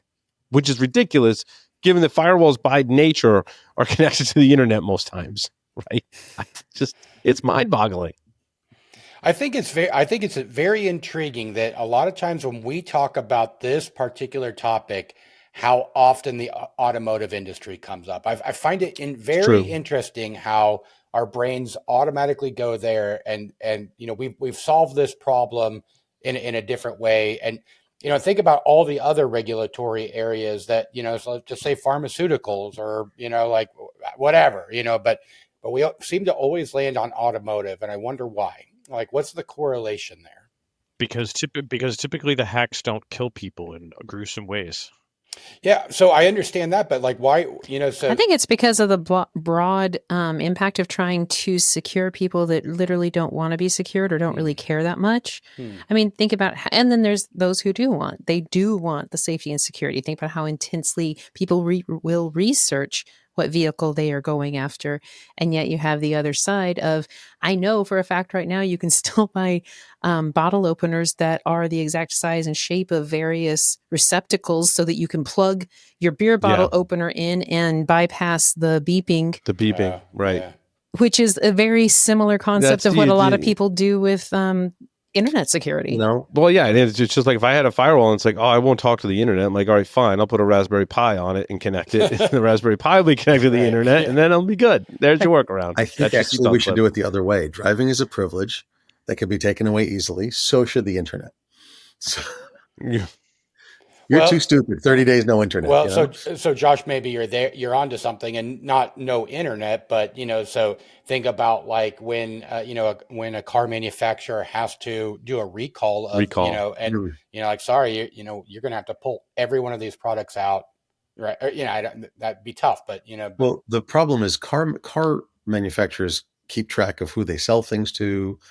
Through the dealerships and everything else. I've gotten you remember the airbag recall for years. That was at least like 5 different pieces of mail for my Subaru that I had, and that's right. Well, you should have got it fixed, Josh. We want you to live. I did. But speaking of the car analogy, I actually wrote about Kia. And so the Kia is the same kind of analogy. Like, oh, we didn't put immobilizers in those vehicles. It's the same thing as them saying, well, like, just don't park it in places where someone could steal your car. Is the same thing as, we sold you this fancy firewall. Just don't put the web interface on the internet, because that's bad, right? Like, that's not what we're saying. Kia got in a lot of trouble, had to pay a lot of money to fix that problem, and I don't know where that ended up, but it caused mayhem. And right now we're seeing mayhem. Well, where it ended up is Kia has immobilizers in their cars again, right? That's where it ended up. Mm-hmm. But going back to your management interface, one potential scenario is, instead of having the management interface implemented in software to wherever you want, you could move to a model where it goes to a physical port. You have to you can't connect to it through any of the other default connections. Yeah, right. Somebody's going to hook it to the internet. Mm-hmm. Paul will. It's not there by default. It takes a deliberate act. I mean, so management interfaces aren't the only problem. No. I just picked on it. Yeah. Just to get a rise out of you, Bill. Right. Well, so I appreciate that, and that's pretty easy to do. I know, but the real issue is that and we've said this many times, but developers need to be held accountable, or or companies, right? Yeah. So the end. Like jail time. I agree, Bill. Jail time. Default password in your source code. Life. Well, let's institute the death penalty as long as we're hitting for the fence. Yeah, Done. So I don't want that to be the punchline for what do you call 1,000 developers at the bottom of the ocean? A good start. Default passwords.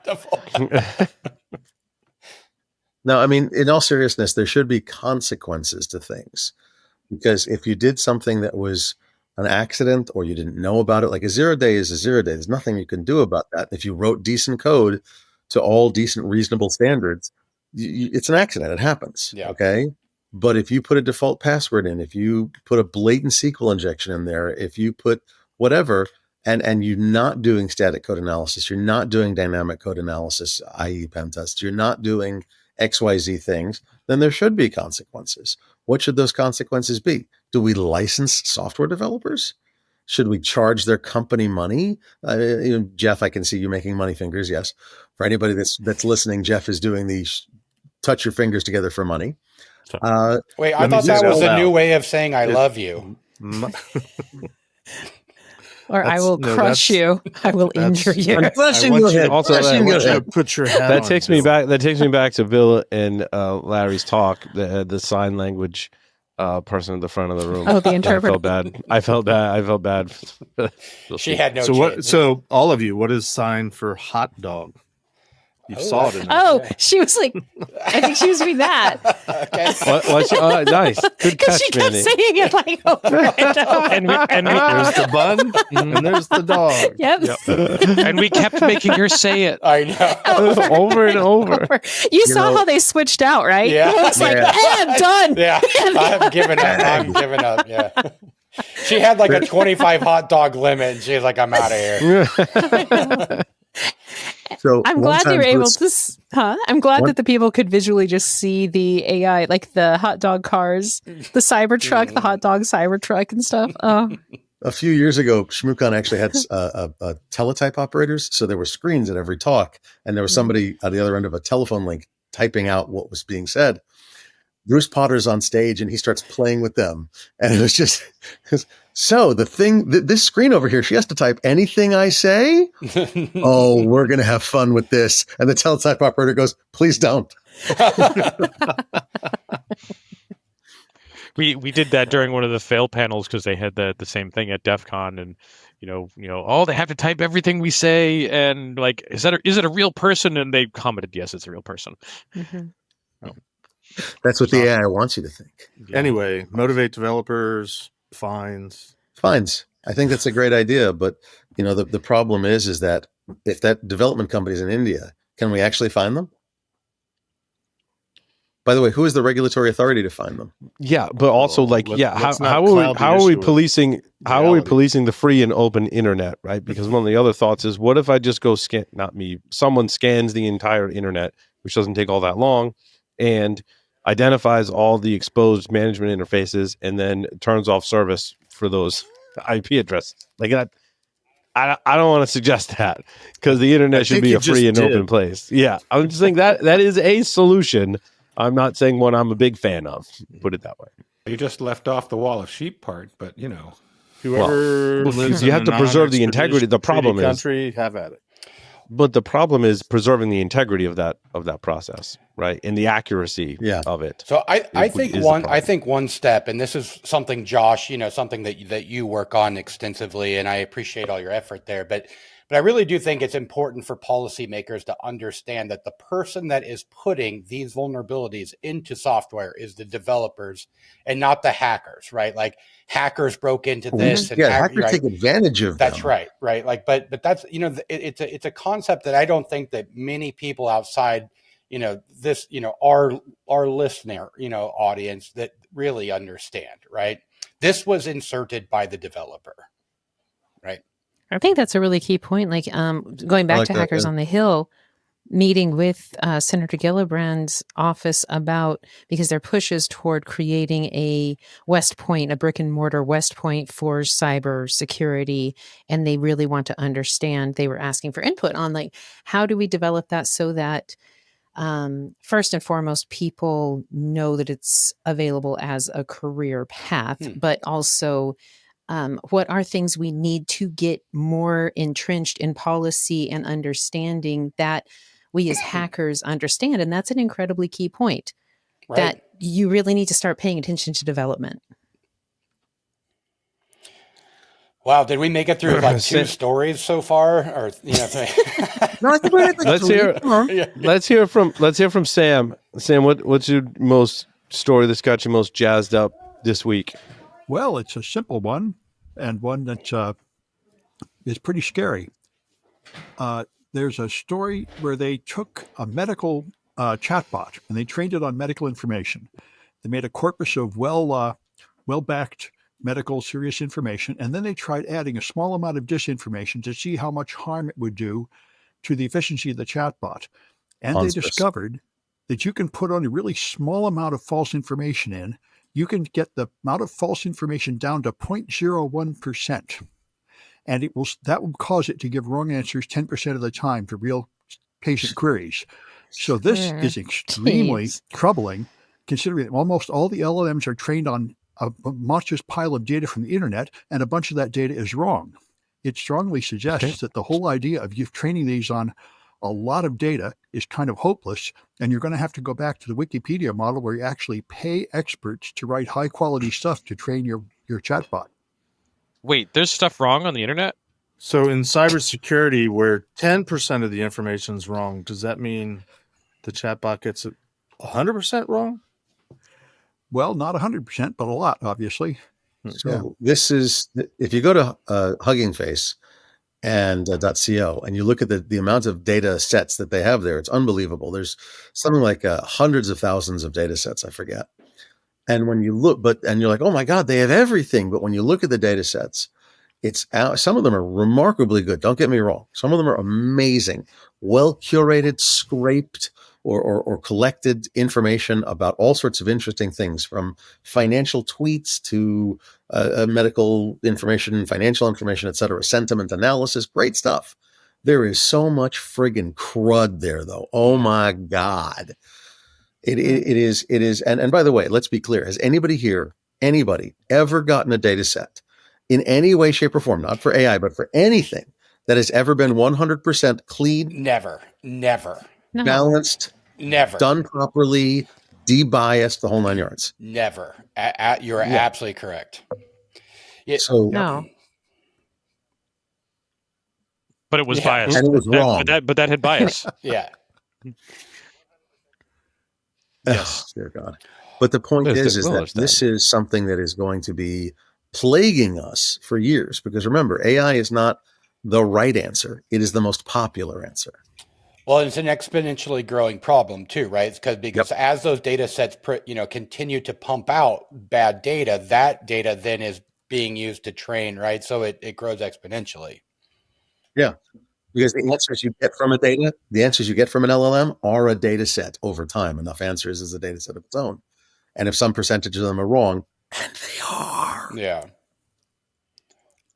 Go back to Sam's possible postulation about, you need to keep training them and stuff. I'm thinking of, those annoying chatbots that, you answer the automated response when you call an institution and it's a bot instead of a human. Mm-hmm. Those actually are, they're supposed to be reviewing the responses and training them continuously, which comes to mind as a way to move forward. But with the volume of data, what we're doing with our LLMs, I think practicality raises its ugly head. But there's got to be some value, something in there. No, I think you're on the right track, and this is what the European, the British standard is, that how to securely deploy AI. You have to deploy it, and you have to make a system of gathering customer feedback and analyzing the error cases and adding controls to deal with those cases to improve it. Yeah, and by the way, those autoresponders, auto attendants are starting to get hooked up to LLMs now. That's also a thing. To try and improve the everything's getting hooked to an LLM, and the results are Hilarious. It varies greatly. Even Bend the over, same, Paul. I got an upgrade for you. Oh, the same query to two different GPTs of the same topic produces wildly different results, and sometimes equally as crappy code. And the same. But it's query- the Sometimes the same code with- that came back, I'm like, I haven't coded in C++ in a while. I'm like, but that's some shit code right there that you spit back. and the same query to the same LLM over time can change. It can get crappier. I swear it got Yeah, crappier. it I certainly does. use them for like Arduino stuff. Yep. I'm like, someone needs to retrain this or something, because it's terrible. And it doesn't understand all the libraries very well. And then I'm like, well, back to where we were before LLMs. Mhm. Go read the manual, Paul. I need to look up Like, there's no LLM. substitute for going to read the manual, okay? Well, isn't that the same though with humans? I mean, basically, I think you'd have to then engineer humans with mathematically precise use of language to where it was actually being used in the exact same way through every single neurological system before you're going to kind of eradicate any of that. Esperanto was an attempt to do that. It's True, so I popular know. today. Yeah. And still, everybody would, each individual person will still have intentions or inflections to the use of a certain word that are going to vary. Listen, you just kind of blew my mind, and I'm freaking out. Like, so does that mean that LLMs have reached, like, so they're acting like people, right? Like, because it's true, right? If you were to ask two different people, you'll get two different answers. They're probably bullshit, right? Like, so, like, oh no, like we've reached, what is that? What's it called when AI The singularity. You think the singularity is out? I think we hit it. Oh no! I think we hit the opposite of the singularity, which is that all of it is shit. Right? Yeah. What's that phrase? LLMs are like assholes. Everybody's got one, and they all stink. I don't know. It'll kill itself about 5 minutes later. Manny, it's interesting. You had a VU note, or a Vince, as they call it, from the CERT Coordination Center on the stack-based buffer overflow in the Microchip Advanced Software Framework, which is an implementation of a tiny DHCP server that gets into a framework that's used on a lot of embedded type devices. I remember reading this when it came out. This came out in September. It's interesting. It's still only one vendor affected, which in my mind defeats the purpose of a Vince, because a Vince should be when there's a vulnerability that affects multiple different vendors. And I thought that one was interesting. I didn't hear Which number much is that about this. 6? Yep. No, my number 6, right? Your number 6. Okay. I love the fact that you pronounced the H in that word. Which number? Will Wheaton. What article are we talking about? You know what really grinds my gears? Yeah. Will Wheaton. Well, continue, Paul. This was from September, and I found it interesting, but continue. Yeah. No, I haven't heard anything since then, because there's like a tiny DHCP server that when I read it was like in the reference code for when you code for this particular chip platform, has the vulnerability that a DHCP request can basically cause a stack-based buffer overflow. And this is where we get to talk about how hard it is to write secure and resilient software on smaller embedded type IoT type platforms. You mean like firmware and microcode? This would be part of the firmware, not microcode, but this would be part of the firmware, right? Like I'm developing this small, tiny little device. It has a limited amount of CPU RAM, right? But I need a DHCP server on it. So I have to take the tiny DHCP code and I have to either port it or rewrite it for this platform. And like, lo and behold, there's a stack-based buffer overflow, which usually is easier to exploit in these platforms because they don't have the memory protections that we're afforded the luxury of on PCs, laptops, and servers. So and I think just use a memory-safe language. Yeah, like Rust.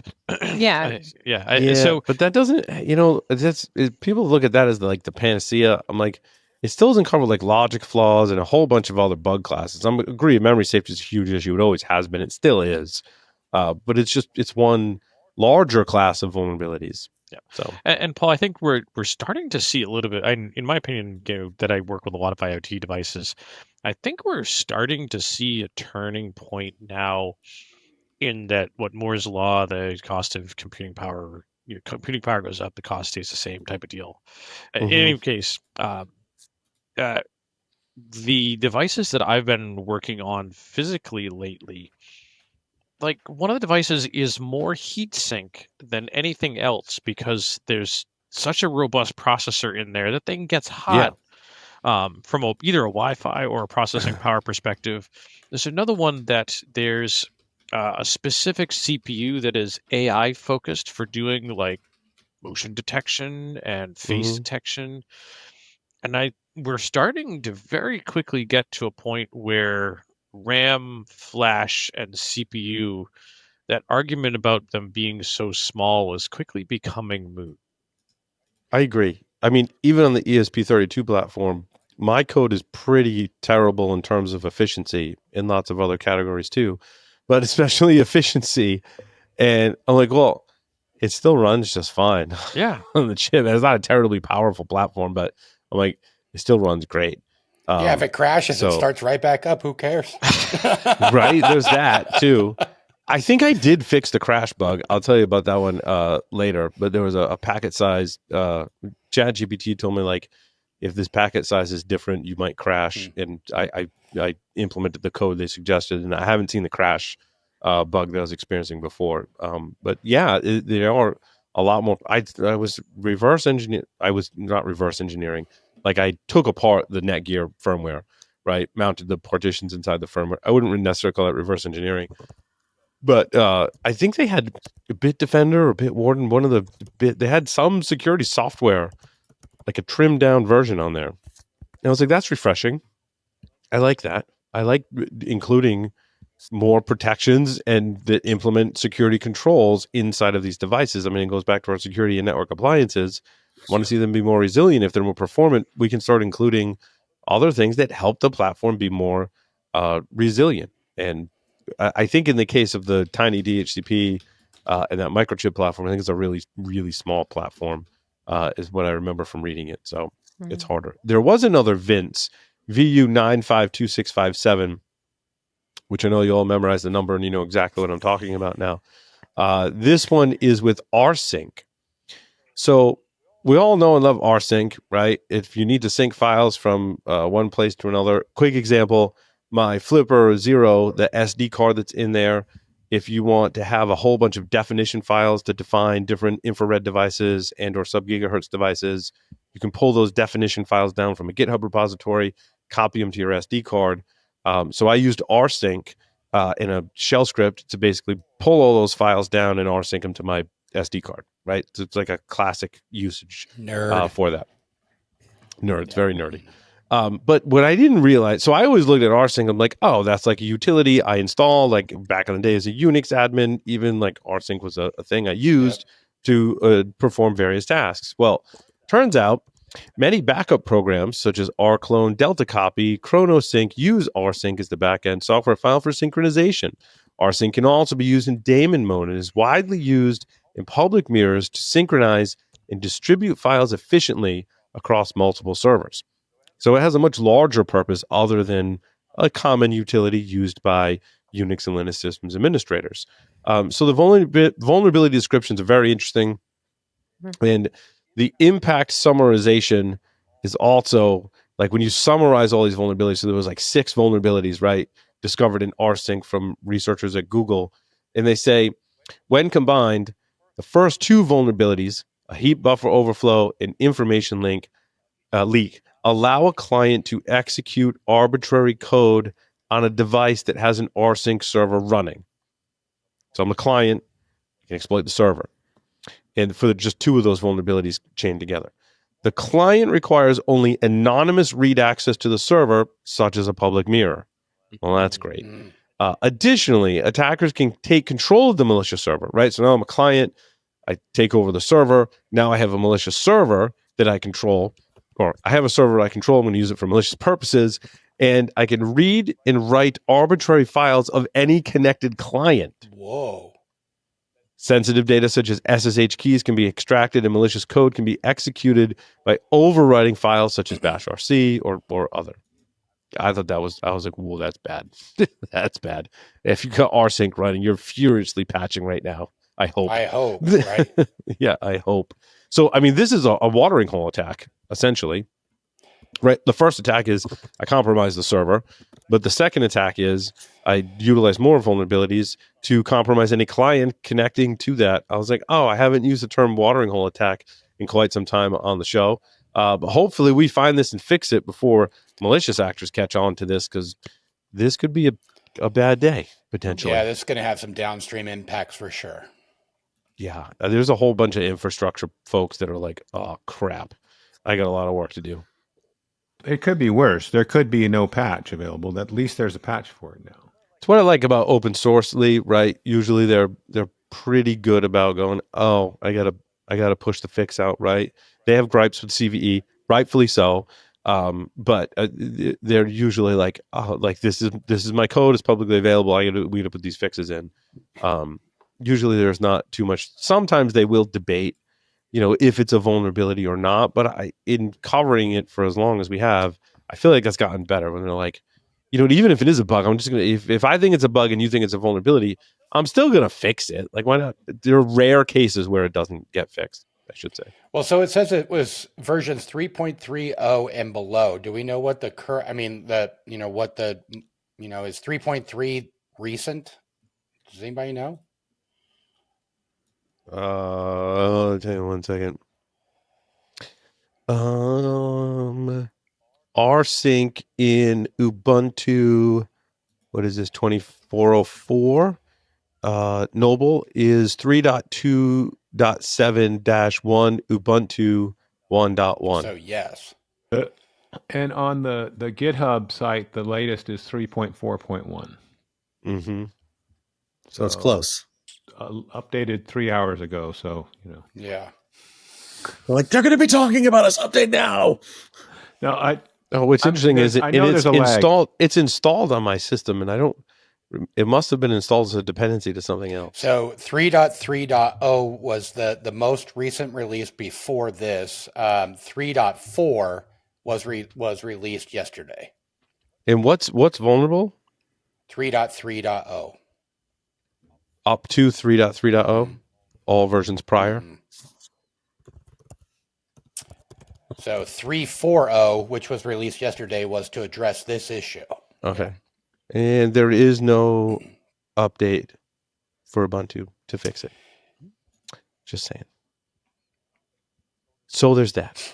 Unless they believe they're not vulnerable because they've done other things to it, which yeah, so maybe. Just looking at the cert.org page right now, it says, Ubuntu says it's unknown if it's vulnerable or not, right? So, okay.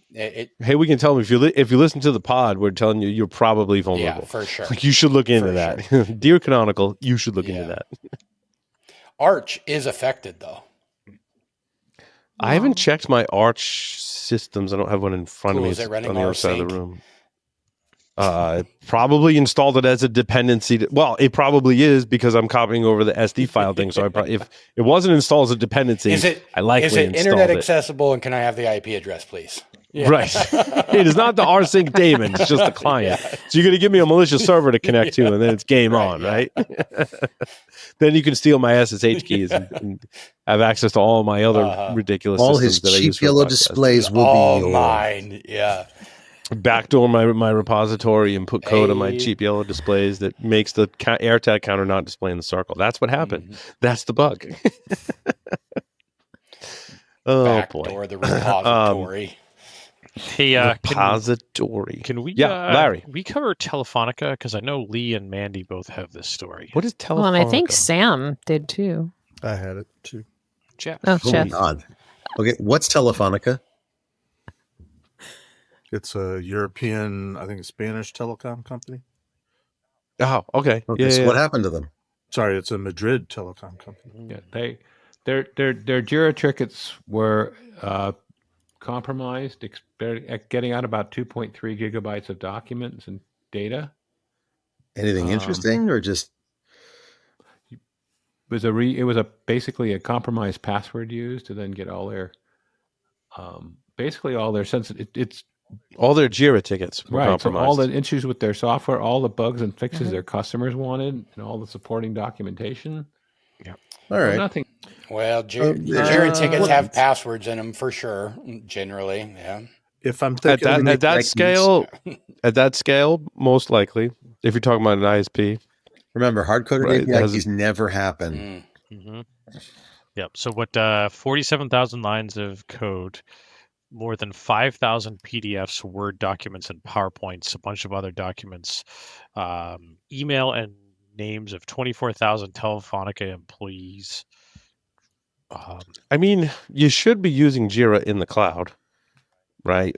And if you are, you should tie that to some SSO, some federation. Yep. And that SSO should require some. So MFA. When I access some Jira instances, right, it's in the cloud, so we don't have to worry about hosting the infrastructure ourselves, right? Atlassian deals with the infrastructure part of it, and a lot of people just trusted Atlassian to do that, do a better job than we could of doing that. And then it's Google, right, for example, as an SSO, and then the security of that Google OAuth comes down to the security of your Google account.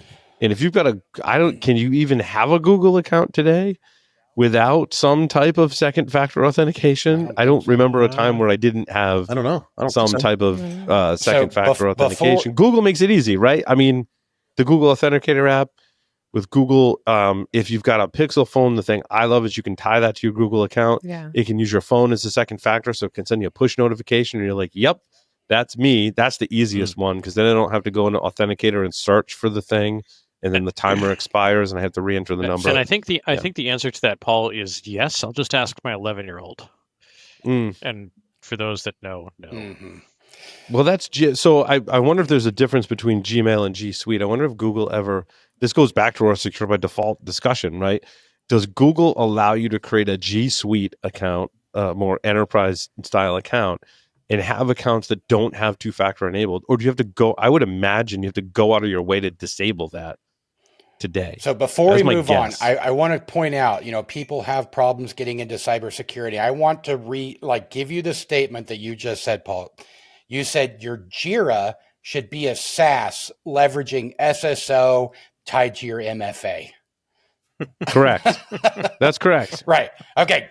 Got it. Yeah. What? Yeah. Right. So in my defense, I didn't say it like that. I said, I'm hosting with Atlassian, right? It's Atlassian's responsibility to maintain the infrastructure. I don't have my own physical servers, right? I get it. Yeah. Paul, you asked what was interesting about this story. There's two things, at least in the story that I posted, covering of the story. One is that it was apparently, light on the details, but they mentioned it was some sort of a ransomware type of attack, but rather than ransomware, they just collected the data and posted it. There was no ask for ransom. The other thing that might pique your interest is there's a reference to the cyber attack reportedly involves Fortinet. Oh, interesting.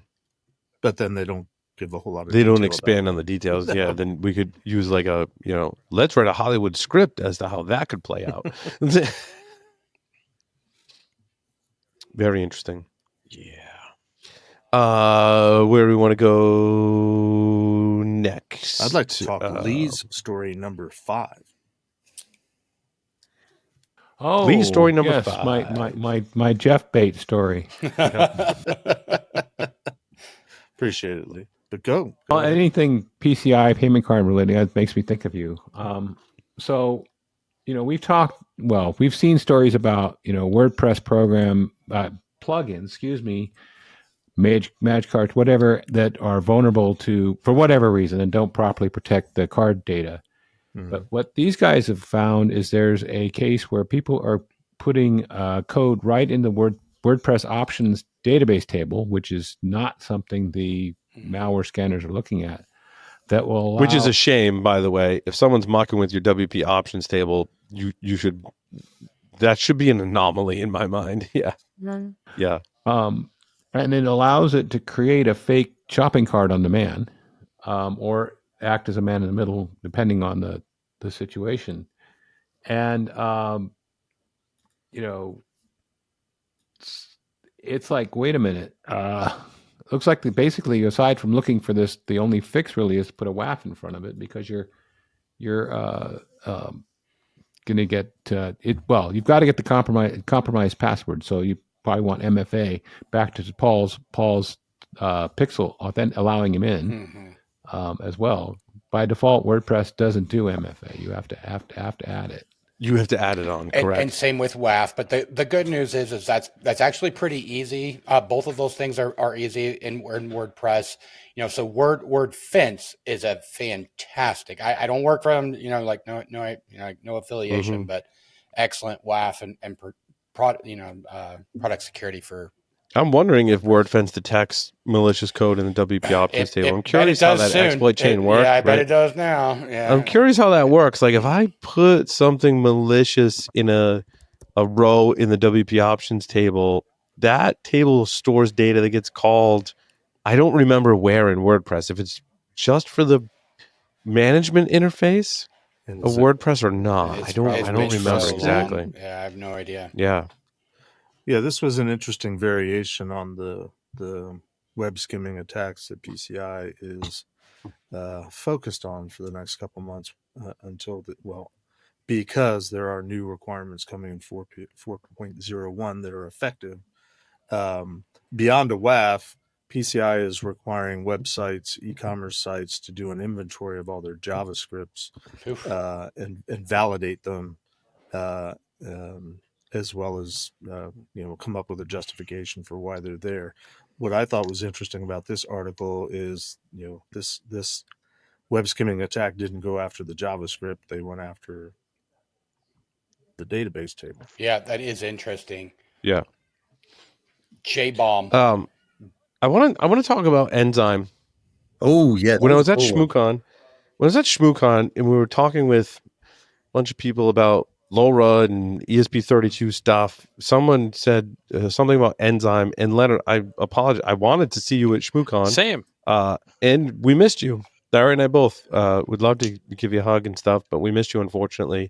So, like, based on that, I went back because I think it was Mike Kershaw said something about, maybe it was someone else, said something about support in Enzyme for ESP32. So I started digging around and searching. That might have been. And I was like, "Oh, it might have been you, Larry, right?" I was like, "It'd be really cool if what do they call the Enzyme taps? Are the sensors? I think he calls them Enzyme taps. Or bandits. I think so. No, bandits are the malicious things, right, that you can detect, and that's what it turned out being. So, and again, I wanted to catch up. We're pretty sure we should bring Leonard on the show for an update. So I'm not familiar with Enzyme. Right? What is it? I mean, I'm looking at it. So Enzyme is a wireless intrusion detection system, free and open source wireless intrusion detection system. It is truly astonishing, Bill. Larry and I tested. We've had Leonard on the show, I think, twice. It's good. It's really good. Like, it rivals when we thought about what wireless IDS was back in the day from big companies like Aruba and Cisco. I think from looking at its recent release notes is probably more feature rich than those platforms were back in the day. Larry, what are you drinking? It's almost, in the latest ones, it's a replacement for Pony Express. Remember Pony Express? Yeah. So some of the new features are Bluetooth low energy support. It now discovers AirTags.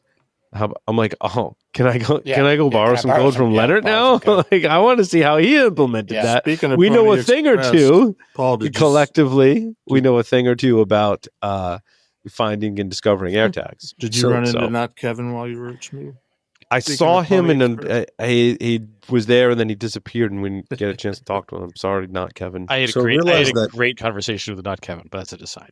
Oh, good. The WIDs that are out there, like Motorola, is now gone. Yeah, there's no real Enzyme Connect. So this is what I was thinking when we were talking about detecting AirTags. I was like, I want to know what AirTag manufacturer made the AirTag, and I'm like, well, I'd have to match the MAC address, and then I'd have to build a database. Then I'd have to query the database to populate the data. So Enzyme Connect is a new API service that basically gives you that capability within Enzyme. Cool. So I'm assuming the way it works is I install Enzyme free and open source. I register for the API Connect. I get an API key.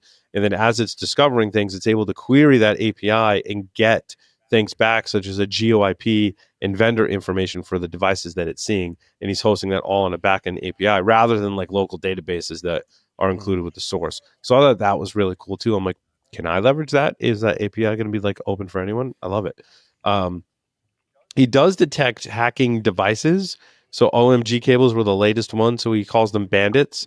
But the feature that I love is you can now define your own bandit profile.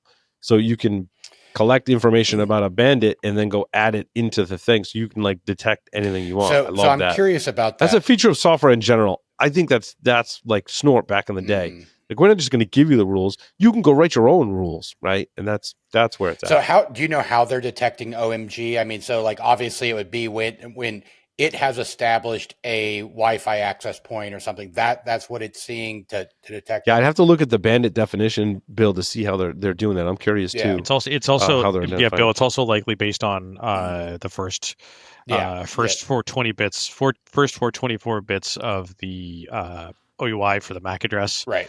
So like by a specific manufacturer and so forth. Got it. And then he's got this new feature, and I love this word. It might be the first time I use this word on the podcast. Trilateration. Trilateration. Say it with me. Trilateration. I'm not going to do it. It's called is the process of determining the physical location of the source radio of a radio frequency signal using the recorded signal strength. Enzyme can now automatically perform trilateration if you have it at least 3 taps placed on the same floor of a building. Yep. Paul, we did this back in the day, and this has been a thing. Well, it's not a new thing. I mean, it's a new thing for Enzyme, but right. We did this back in the day, and it was called triangulation. And we did this in a hotel in LA while tracing a rogue access point that was called Sans Rogue 01 instead of Sans Rogue 01. Do you remember that? That was someone else was spoofing? No, that was the first time that Josh offered the wireless course, and he gave us some tips about how to win CTF. You and I tips, and that he was hiding rogue access points called Sans Rogue 01. And we created an access point in my backpack called Sans Rogue 01. So there's a font collision. And everybody was following us around. It was awesome. It was totally epic. The problem is we didn't neglect to eliminate that result from our search results, and we followed ourselves for about 2 hours. Yeah. Good times. Yep. Yeah. So Enzyme has gotten some serious love and attention. It's got some serious things happen in that project that I want to check out. And Leonard, if you're listening, you're doing some awesome stuff. But can you fix my my improvement or my feature request? Because we'd love to teach more people about Enzyme. And the fact that he has mandatory 2FA on the web interface makes it very difficult for us to implement into a lab for SANS. Because then you have to have folks connect their phones, and you have to put 2-factor to be able to get into the interface. And if you decide to skip the 2-factor authentication, you can't log in, and then you have to go into the database, and you have to delete the accounts, and it's unfortunate. So, well, I mean, that's what we're talking about in Secure by Default. I know, but I totally get it. You have reasons, in a teaching environment is a reason. Yeah. Right. Yeah. And I hate to ask that, like, we want to be able to disable 2-factor authentication. And I can hear a voice in the distance saying, "It's on the roadmap." Right. Yep, it is. Or not. Or not. Actually, it's there's a feature request there, and Leonard has responded to it and said it will be in a version, and I don't remember which one he said. Oh, okay. So sweet. Yeah, we'll see. My story number 1, Casey Ellis sent this to me. The Citizen Wade, the secret and remarkable life of a legendary hacker who received a rare presidential pardon. It's interesting. We often hear in the popular press who was pardoned or sentences were commuted. Usually, typically, as a president is leaving office, who they will sentences they will commute.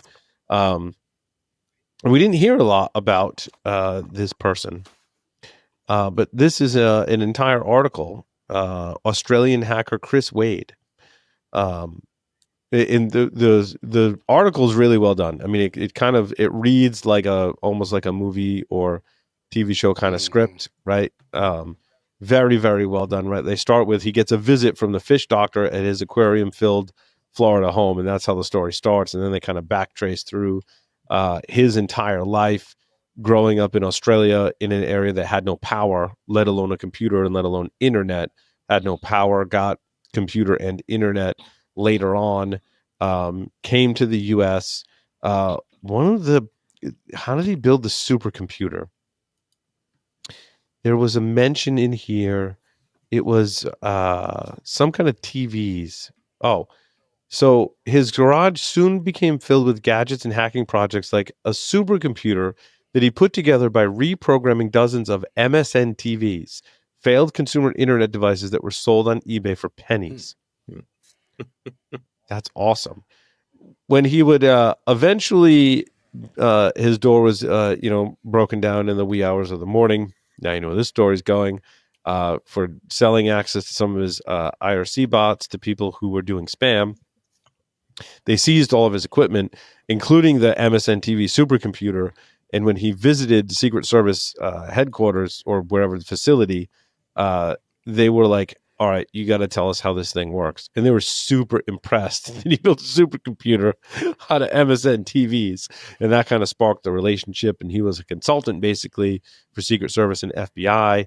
And the story goes on. I don't think nowhere in the article says that he ever went to prison, but he had like this conviction on his record. He was applying for a green card, and there was a lot of back and forth. He was eventually, I believe, going to be deported until he was pardoned in 2020 by then President Trump. So, really cool story. Great article. Thank you, Casey, for sending that to me. Of course, Casey, fellow Australian hacker. And Chris Wade was an entrepreneur, created a bunch of different companies and stuff. So, cool story.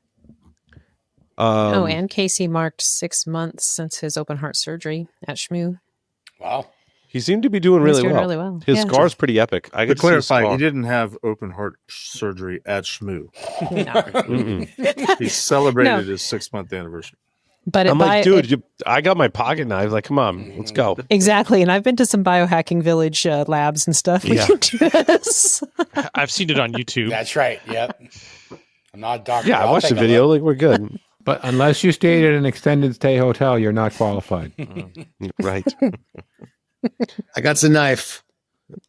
So, Paul, you said you got to see his car. What was the car? His scar. I saw a scar. Scar. Yeah, scar. Got it, Mike. What did he show up in a Lambo or something? It looks like a big zipper. My story number 2 is more what we talked about before. This is a 12-year-old Netgear router vulnerability still out there.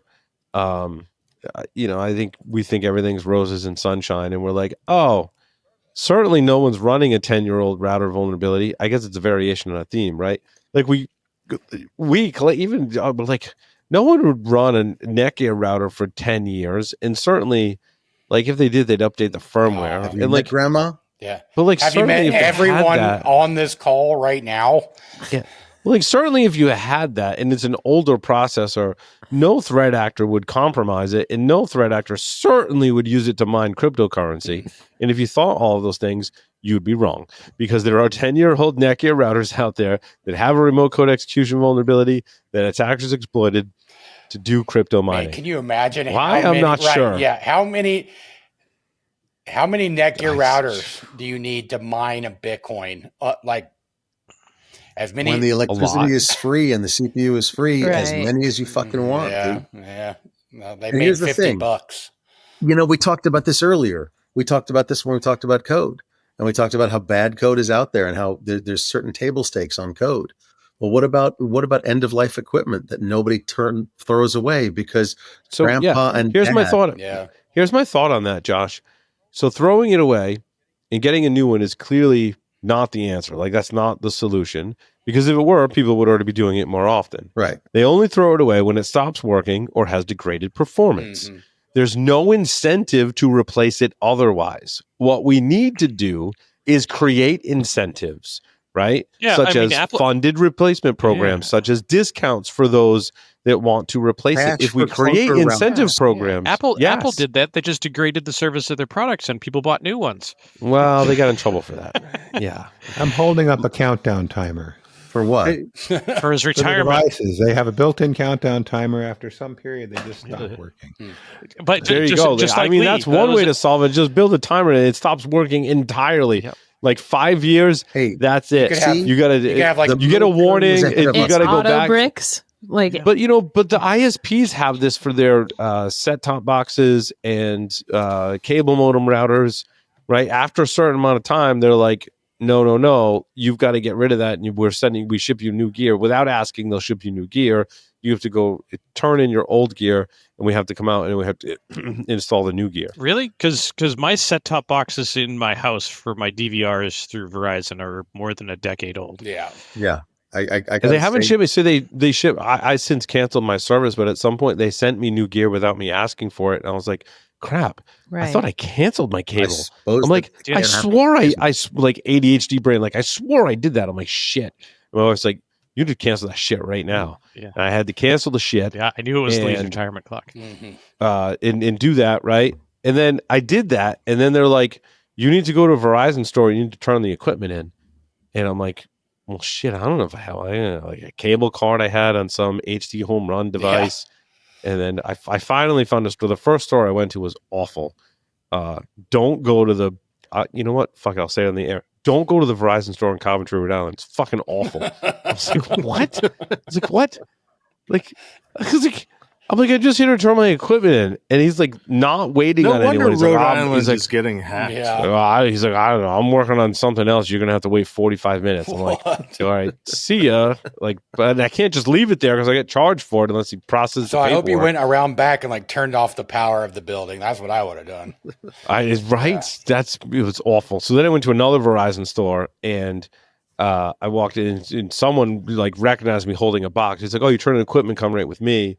And then like I was wearing this hat, and then like he started talking about the Hackers movie, and then geeking out on technology. And I'm like, "Yeah, I had that cable card because I had an HD home run." He's like, "What's that?" I'm like, "It's this cool device where you put the cable card in, you connect it to the coax cable, and then it has like Ethernet out the other side, and then it would rebroadcast cable to like all my TVs." Like, "Oh, that's really cool." He's like, "I'm like, I don't know if they still make that because like YouTube TV like took over." And the guy showed me like his Samsung like flip phone, like screen with a screen like collapses on it, and we're talking about our Pixel. It was great, completely different experience. Hey, I want to talk about my story number one, Paul. Is that so? So while we were talking, you added a story, right. Bill. Actually, Bill, I want to talk about your story number two. Right. Okay. So I guess we're all done. We're all done here, Larry. Right. So after several successful tests over New Jersey, DJI will no longer enforce no-fly zones on their drones. And the testing is done, and the drones over New Jersey disappeared, right? That's right. I guess I don't know. No, that's not. Well, that's that not was my heard, commentary. but... That was my commentary. Yeah. Okay. But truly, I think this is really interesting that DJI is a Chinese company that makes very, very awesome commercial or like I'm sure they make commercial drones, but what's the word I'm looking for? Like drones, but consumer drones. Yeah, I want to throw this out there though. They also make some friggin' awesome camera equipment. Everything. Their gimbal and their I have DJI camera. They have a new camera. I forget what it's called, Mobi or something like that. Their camera is 500. Typically goes on sale for 400, and like the reviews are stellar. Pretty much everything awesome. they make is kind of awesome. But right, but when you install the Android app, they're like, "Oh, you can't go through the Google store to install that Android app. You have to install it directly." And I'm like, "This is a use case for a burn phone. Thank you very much." And that's what I do. Well, I think that it's interesting. So one of the things over the years, DJI was kind of very, very strict about no-fly zones. I know about the U.S. I'm sure it was worldwide, but you couldn't. It would restrict going near airports or over like public places, like the White House, those kind of things. Now there is some concern that DJI will be, banned in the USA or something, and so I don't know if this is a. Well, here's the conspiracy theory. But they're removing that restriction so that they can remotely take over everyone's drone and fly them in unrestricted areas, or collect the telemetry from. Look at Sam. They collect telemetry from those devices, so like they know. Our good friend Kevin Finisterre gave a presentation about this at Security Weekly Unlocked. They know where you're flying it, and it sends that telemetry back to them, even though they're like, oh, no, it doesn't send telemetry back to them. It still sends telemetry back to them. Like they're a shady company. They make awesome gear, but they're a super shady company, which again, why when I use their products, I'm like, that's going on a phone with like a throwaway Gmail account or whatever, or just like one Gmail account, no apps, no nothing. When I install that app. I do have a DJI drone, and I did not, and I use an Apple phone, and I didn't have to do anything special to install the. Okay, so you got it from the Apple Store. Actually, now that I say that, I retract. You must have had to because Apple doesn't allow you to sideload. I have the new controller that I didn't have to install an app. So, you're okay, right. gotcha. So yeah. I take that back. I'm not sure how that works. And I'm not saying it's for their drones, but for the gimbal that I have from them, the Android app, I had to load the APK locally. It wasn't so it doesn't get scrutinized. Google has like Apple does, but it's not as good. The scrutiny on the apps that go in the store, so it's not scanned by Google. I'm like, well, that's super shady. Like what? So that's like red flag. What are you trying to hide? Well, I wish I would have known this. I was just in DC. I wish I would have brought my drone so I could have flown it over the White House. I'm sure there's no problem with that, and it certainly wouldn't have been shot down or disabled. And certainly not while there was like 12 billion people around the White House the last few days because of inauguration coming. And I did walk the entire perimeter, did interface with, I don't know, a lot of Secret Service. Mm-hmm. And then the president came out to see me standing on the street. The caravan went by. Oh, cool.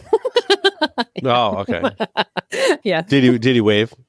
I'm sure. I think it was the all, windows. Yeah, the windows were very black, but you could kind of see the wave, right? I could tell. Yeah, I'm like, yeah. It was like, hey, Mandy, here I am. Yeah, I know. He's probably eating an ice cream. It's cool. It's all good. Yeah. Hey, next time you see the president, can you ask for a pardon for me? I'm just asking. It'd be nice. Just ahead of time. Yeah, like I don't need one now. Right. Or like, can you write just like a future pardon? Like leave the date blank on it. That would be awesome. That'd be awesome. It's like a blank check. It's like a blank pardon. They've already got a template they can use. They just have to cross out the one name and write yours in. Mm-hmm. Yeah, they just have to cross out Hunter and then put yours. Perfect. Oh snap! That's HAT. Hat. No hat. Hey, yeah. I'm going to follow Bill's lead. My story number 7, because I just got this email a little while ago. Paul, we were lamenting that there's no hacker conferences in the Northeast now that Shmoocon's gone. But in fact, there is. Hope is now going to be every year. Oh, interesting. Oh, they're capitalizing on the lack of DerbyCon, Shmoocon, and Source Boston. Yeah. And it says on their website that they're open, for all types of hackers, makers, and breakers. Sound familiar? And they're making it family friendly. So where is that? Where is Hope going to be? Where is Hope held? Is it still in that? No, it's not in the hotel. It used to be in like a really trashy hotel I never went. It's I never went, so I can't on say. The campus of St. John's University in Queens. Cool. Mm-hmm. Oh God, not my. Oh God, I taught there. No, and the Hotel Pennsylvania got ripped down. Oh, the Hotel Pennsylvania is where it used to be. Right. Mm-hmm. And where was that? Like a shady part of Central Park? Times Square-ish area. Okay. Like there's nice areas over there, but there's also not so nice. Status, okay? There's not so nice areas and nice areas near Times Square. So you want my best memory of Hope is discovering the 9X sign buried in the wall of like the 17th floor while hanging with Peter Zatko Mudge. Wow. Yes. Sam, do you have is that a Hope conference t-shirt that you have on? It is. Yeah. I've been to Hope a lot. Wow. Nice. Are you excited that it's every year? Is it something we should all go to? Yeah. I like it. I do a lot of hands-on workshops there. because I went one year Nice. and it was all really boring management stuff. And I said, this con sucks. And I said, well, the con is the people. So I'm not allowed to have that attitude. Instead, I have to submit stuff. And then when they reject my stuff, then I can Then rage you can quit. say, right? Yeah. And they accepted it. But Which is great. they accepted my stuff. And I went and taught a bunch of workshops and I felt a lot better. Nice. Yeah. Well, that's awesome. So when is the next Hope? Is it this summer? Yeah, I think August so, yeah. 15th through 17th. So it's basically the weekend after DEF CON. So for people who can't make Whoa. it from the East out to Vegas, you They got can something go. to go to. Now we're also trying to revive B-Sides DC. I just spoke with Nels from B-Sides Las Vegas, and she's promised some help. So we'll see what happens. Well, and B-Sides Boston is also on my list of conferences that kind of disappeared from the face of the planet. As in, it's going away. They haven't had Haven't one in had a it in while, as years. far as I know. Well, we didn't have B-Sides Delaware for years, except Yeah. virtually, and then we managed to come back. We really got to get our shit together in the East Coast on hacker conferences. Not even the East Coast. I would say like larger Northeast area, right? I would agree. Not just strictly Northeast, but larger Northeast. If only Rhode Island because gets DC to its me shit is like together. DC is still kind of Northeast. I know it's very south in the context of Northeast, right? But it's still like drivable and like an hour flight. Paul, From when are we going to have from G Providence. Unit Con? Then it means I got to organize a conference, and I don't know if I'm ready. I don't know if I'm ready for that. Get CRA to organize it. Yeah. well, but they I don't already know if do I'm- Identiverse and InfoSec World. And Yeah, so they're all of pros. They're They're pros. pros at that. So it's easy for them. Let's do B-Sides G Unit. Come on, you can do it. Ooh. Well, I need help. If I'm someone also wants want to give a pledge, like a lot of help. a lot of like help. I'm all in, but You're Yeah. right. Get a lot of combined help. with Matt and Jay from need a lot of help. ResetCon. Okay, so I Yeah. talked pretty extensively with Matt and Jay, who had the first ResetCon last October, planning the second. It's based on Shmoo. It is in Savannah. It's on the East Coast, but it was specifically there because they were hyper focusing on ICS and because of the Savannah, port. Georgia. Savannah, Georgia. Yeah, that's like what? That's south. I know, South. but But it's on the East That's Coast. not north. That's not north. It's further That's south. south than RVA sec. true. Besides Charm, I would even consider to be a northeast conference. It's Because not Northeast. Baltimore's not Northeast. Yeah, but it's like But a neither is 50-minute flight from Providence. Yeah, but neither is And East from Charm. Boston, and It's from in Boston, it's Towson. like what, an hour and 20 minutes from Boston. Less than that from New York. To me, that's an East Coast, Northeast conference. I'm from Kansas right? City. Every city you guys have said has been East Coast. Like that is all East Coast. Yep, it is. Yeah. Because Yeah, it's you got on to the remember, East Bill. Coast. They're from Rhode I Island. know. Anything more than 20 minutes away I is know. out of Listen, reach. I was going to make the same No. joke. Paul was like, it's 40 minutes from Rhode Island. I was like, there is definitely a 1 hour. By airplane. I do by airplane, yeah. okay? Not by driving. By Because airplane. that's an overnight trip. Right. I mean, you could be in Baltimore and or DC or New York or whatever in the same day. Like I've done those trips in the same day, right? Well, I mean, like, honestly, And- I can do that from Kansas City. I can go to, Baltimore, New York, or DC. Oh, shut up. One- You know what? You have a real airport and I'm Oh, jealous, okay. so just shut up. Yeah, dude, I flew into Rhode Island, and Rhode Island's airport is like, hey, there's the baggage. I'm like, which baggage? Like, the baggage. Yeah. Rhode Island is a really nice airport. Also, we have a data breach that happened in Rhode Island that you guys love to talk about. Jeff, your story number 4, hack of Rhode Island's social services platform impacted at least 709,000 people, which is like most of That's the Rhode population of Island. Rhode That is Island. Rhode That's Island. like everyone in Rhode Island, dude. This is like 8 weeks in a row you guys have been hacked. Like, what's going on, Paul? Like, like you need to start. Dude, with- it's Rhode you Island. need to man. start Like, in it's your Rhode community. Island. Like, think globally, act locally, Paul. So It's Rhode Island, man. So They went with Deloitte. this is and not- Deloitte provided this application, and they got hacked. And that's like pretty much all we know. Like the stuff I'm reading record, about this is for the record, this is not the 4th hack. This is the same one. Oh. Being same hack, Okay. dude. Is that we're all talking about the same hack? all the same hack. The RI Bridges database, Oh, that's which right. is so That is right. which is so bizarre because they sent notices to 709,000 individuals. Did you get one? I did not, but I did not. based on those numbers, like last I knew, there was only shy of over 1 million people, like 1.3 million people in the state. So more than half of the people in the state were breached, and more than half of the people in the state use some sort of state-sponsored social service. Wow. What? Like, yeah, but that That's includes. crazy. Don't get the wrong perception of that. Yeah. That it's actually a good thing, although it's a little bit crappy. But if you're a small business or independent contractor and you need health insurance, you can go to Health Source RI, and that can be your health insurance provider.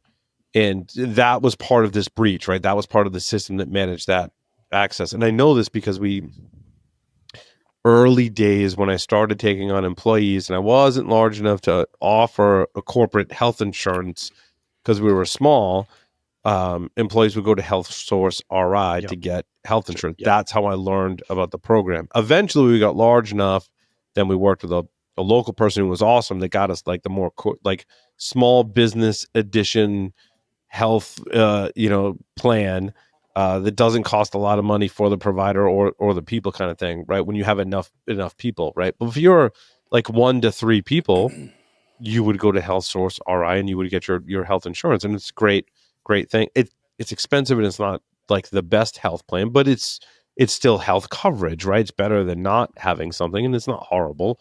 Not as good as some of the more corporate plans that you would get out there, but but that was part of the breach. That's why it affected so many people, right? Like think of a restaurant that has less than 10 employees. Like maybe they have health, and maybe they go through health, wasn't right. So again, there's really no details in this. I haven't, Larry, have you seen any details about this breach? No. Well, so last time I looked on BrainCipher's dark web page, they hadn't posted anything, but I'm pulling it up right now so I can see if they've posted anything here. Come on. The most concerning statement I've heard came from Larry. Where Larry, you said you heard something about this breach that happened in a Rhode Island system, that Deloitte knew about the vulnerabilities for several years. Yes. That was and did not fix them. Yeah, that was when we had the original sort of disclosure that said app managed by Deloitte. They knew about the vulnerabilities for a very long time and they had not fixed them. That was the initial reporting that we saw on that. That takes us back to the beginning of the show. So put them to death. Right. Well, so yeah, but Deloitte also is the one who detected the data from. Yeah, and they're also probably the ones that were paid to fix it. Like, you know what I mean? Like, hey, cool. Like, right, correct. Cool. I didn't say they're not culpable here. Yeah. I remember bringing it up. I brought it up a show or two ago because as part of it, the Rhode Island governor actually produced really good advice about what people should do and put it out there. Basically, about freezing and monitoring your credit and all this other stuff. I thought that was but that was really good lemonade. From an outsider lead, you're 100% correct. From an insider's perspective, it's frustrating because the legislation in legislative branches in Rhode Island do that hand waving all the time, and there are things that like really grind my gears, and it's kind of a tangential to cybersecurity and risk and compliance and all that stuff. And there are two things that really, in addition to this breach, use the Family Guy cog thing, grind my gears. Lindsay Lohan. One is I think it was Governor Raimondo put in the cameras that would automatically detect trucks that were traveling through Rhode Island and only charge trucks a toll. And from everything I've read about the story, they knew that was not legal, but they pushed for it anyway to basically get votes, appeal to their base, like, hey, we're generating revenue for Rhode Island. But they knew that eventually that would fall through because there was legal precedent to say you have to treat every vehicle the same. You can't just charge trucks for driving through the toll. You can charge a toll, you can charge it for everyone. And that's exactly what happened. It fell through. And so now when you're driving through Rhode Island, you see all these fancy like the gantries. Thing that what do you call it? What do you call those gantry things? Gantries with cameras on them that aren't doing anything. because they had to pull the plug on the system, which cost taxpayers millions of dollars. Same thing with the bridges, and everyone does the hand waving like, "Oh, it wasn't when I was in office. It wasn't my problem." But there's bridges in Rhode Island that did not pass inspection, and they somehow swept that under the rug, and then the bridges became unsafe, and now it's going to cost taxpayers even more money to replace the bridges. Yep. And then you've got the breach on top of that. And I'm like, all this kind of goes to infrastructure management, risk management, and corruption that has been like rampant in Rhode Island since I was born, right? Like I was born in Rhode Island and I grew up hearing about the corruption that would happen in our state. And the bridge one is even more fun, that bridge that they are now tearing down because it was unsafe and so forth.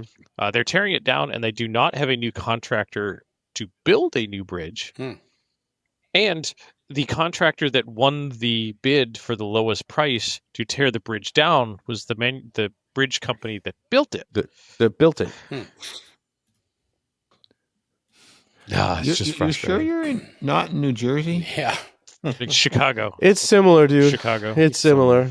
It's similar. I mean, it's not. I mean, I'm not picking on Rhode Island. All states are the same. I hear stories from South Dakota.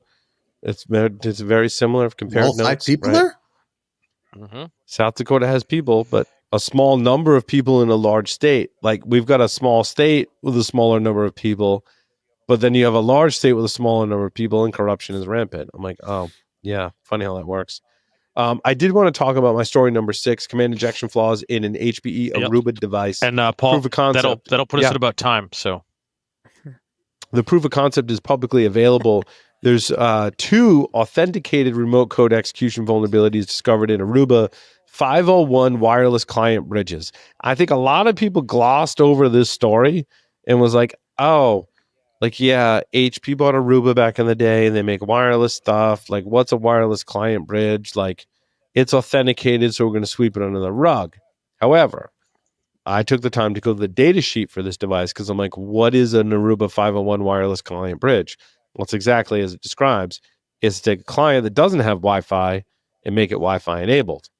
And in the data sheet, in the marketing for this device says, this bridge provides the benefits of wireless mobility for devices like electronic cash registers, scales, servers, printers, medical equipment, and other devices.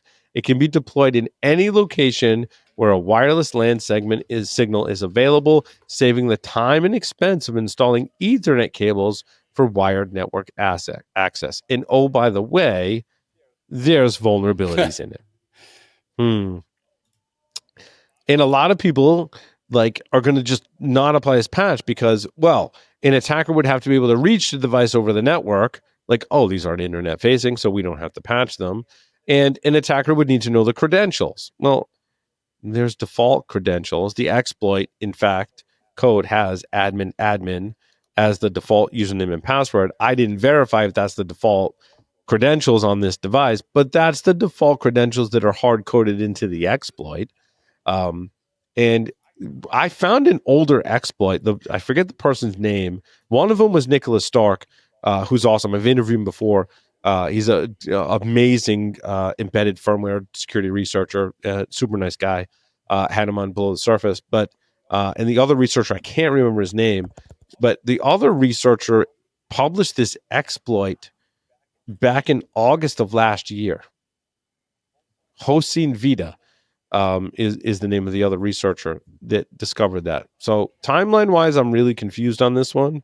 But just, again, you need to patch this stuff. Just because it's authenticated, just because it's not exposed to the internet, doesn't mean you shouldn't patch it. You still have to patch it. There's still attackers that are going to be in that position and possess the right things to exploit it. And do you want to just hand it over to them, or do you want to make their lives harder? I think it was kind of the theme of this episode. Making attackers' lives harder is good. It's a good thing. Well, on that note, I think we should wrap. Hold on a second, Paul. Everyone. Breaking news. Nope. Breaking news. Breaking news. We're not wrapping. We're going to breaking news with Bill. So I was able to get on BrainCipher's site, and it says that the state of Rhode Island has paid a ransom. How much does it say? How much? I don't know, but it allows me to download some data. So I'll be looking for. Now my taxes are going up. I'm Great. looking for your data here shortly. Taxes only go up; they never go down. That was our breaking news. Breaking news. Thanks everyone for listening and watching to this edition of Paul's Security Weekly. That will do it. Larry, take us out. Over and out.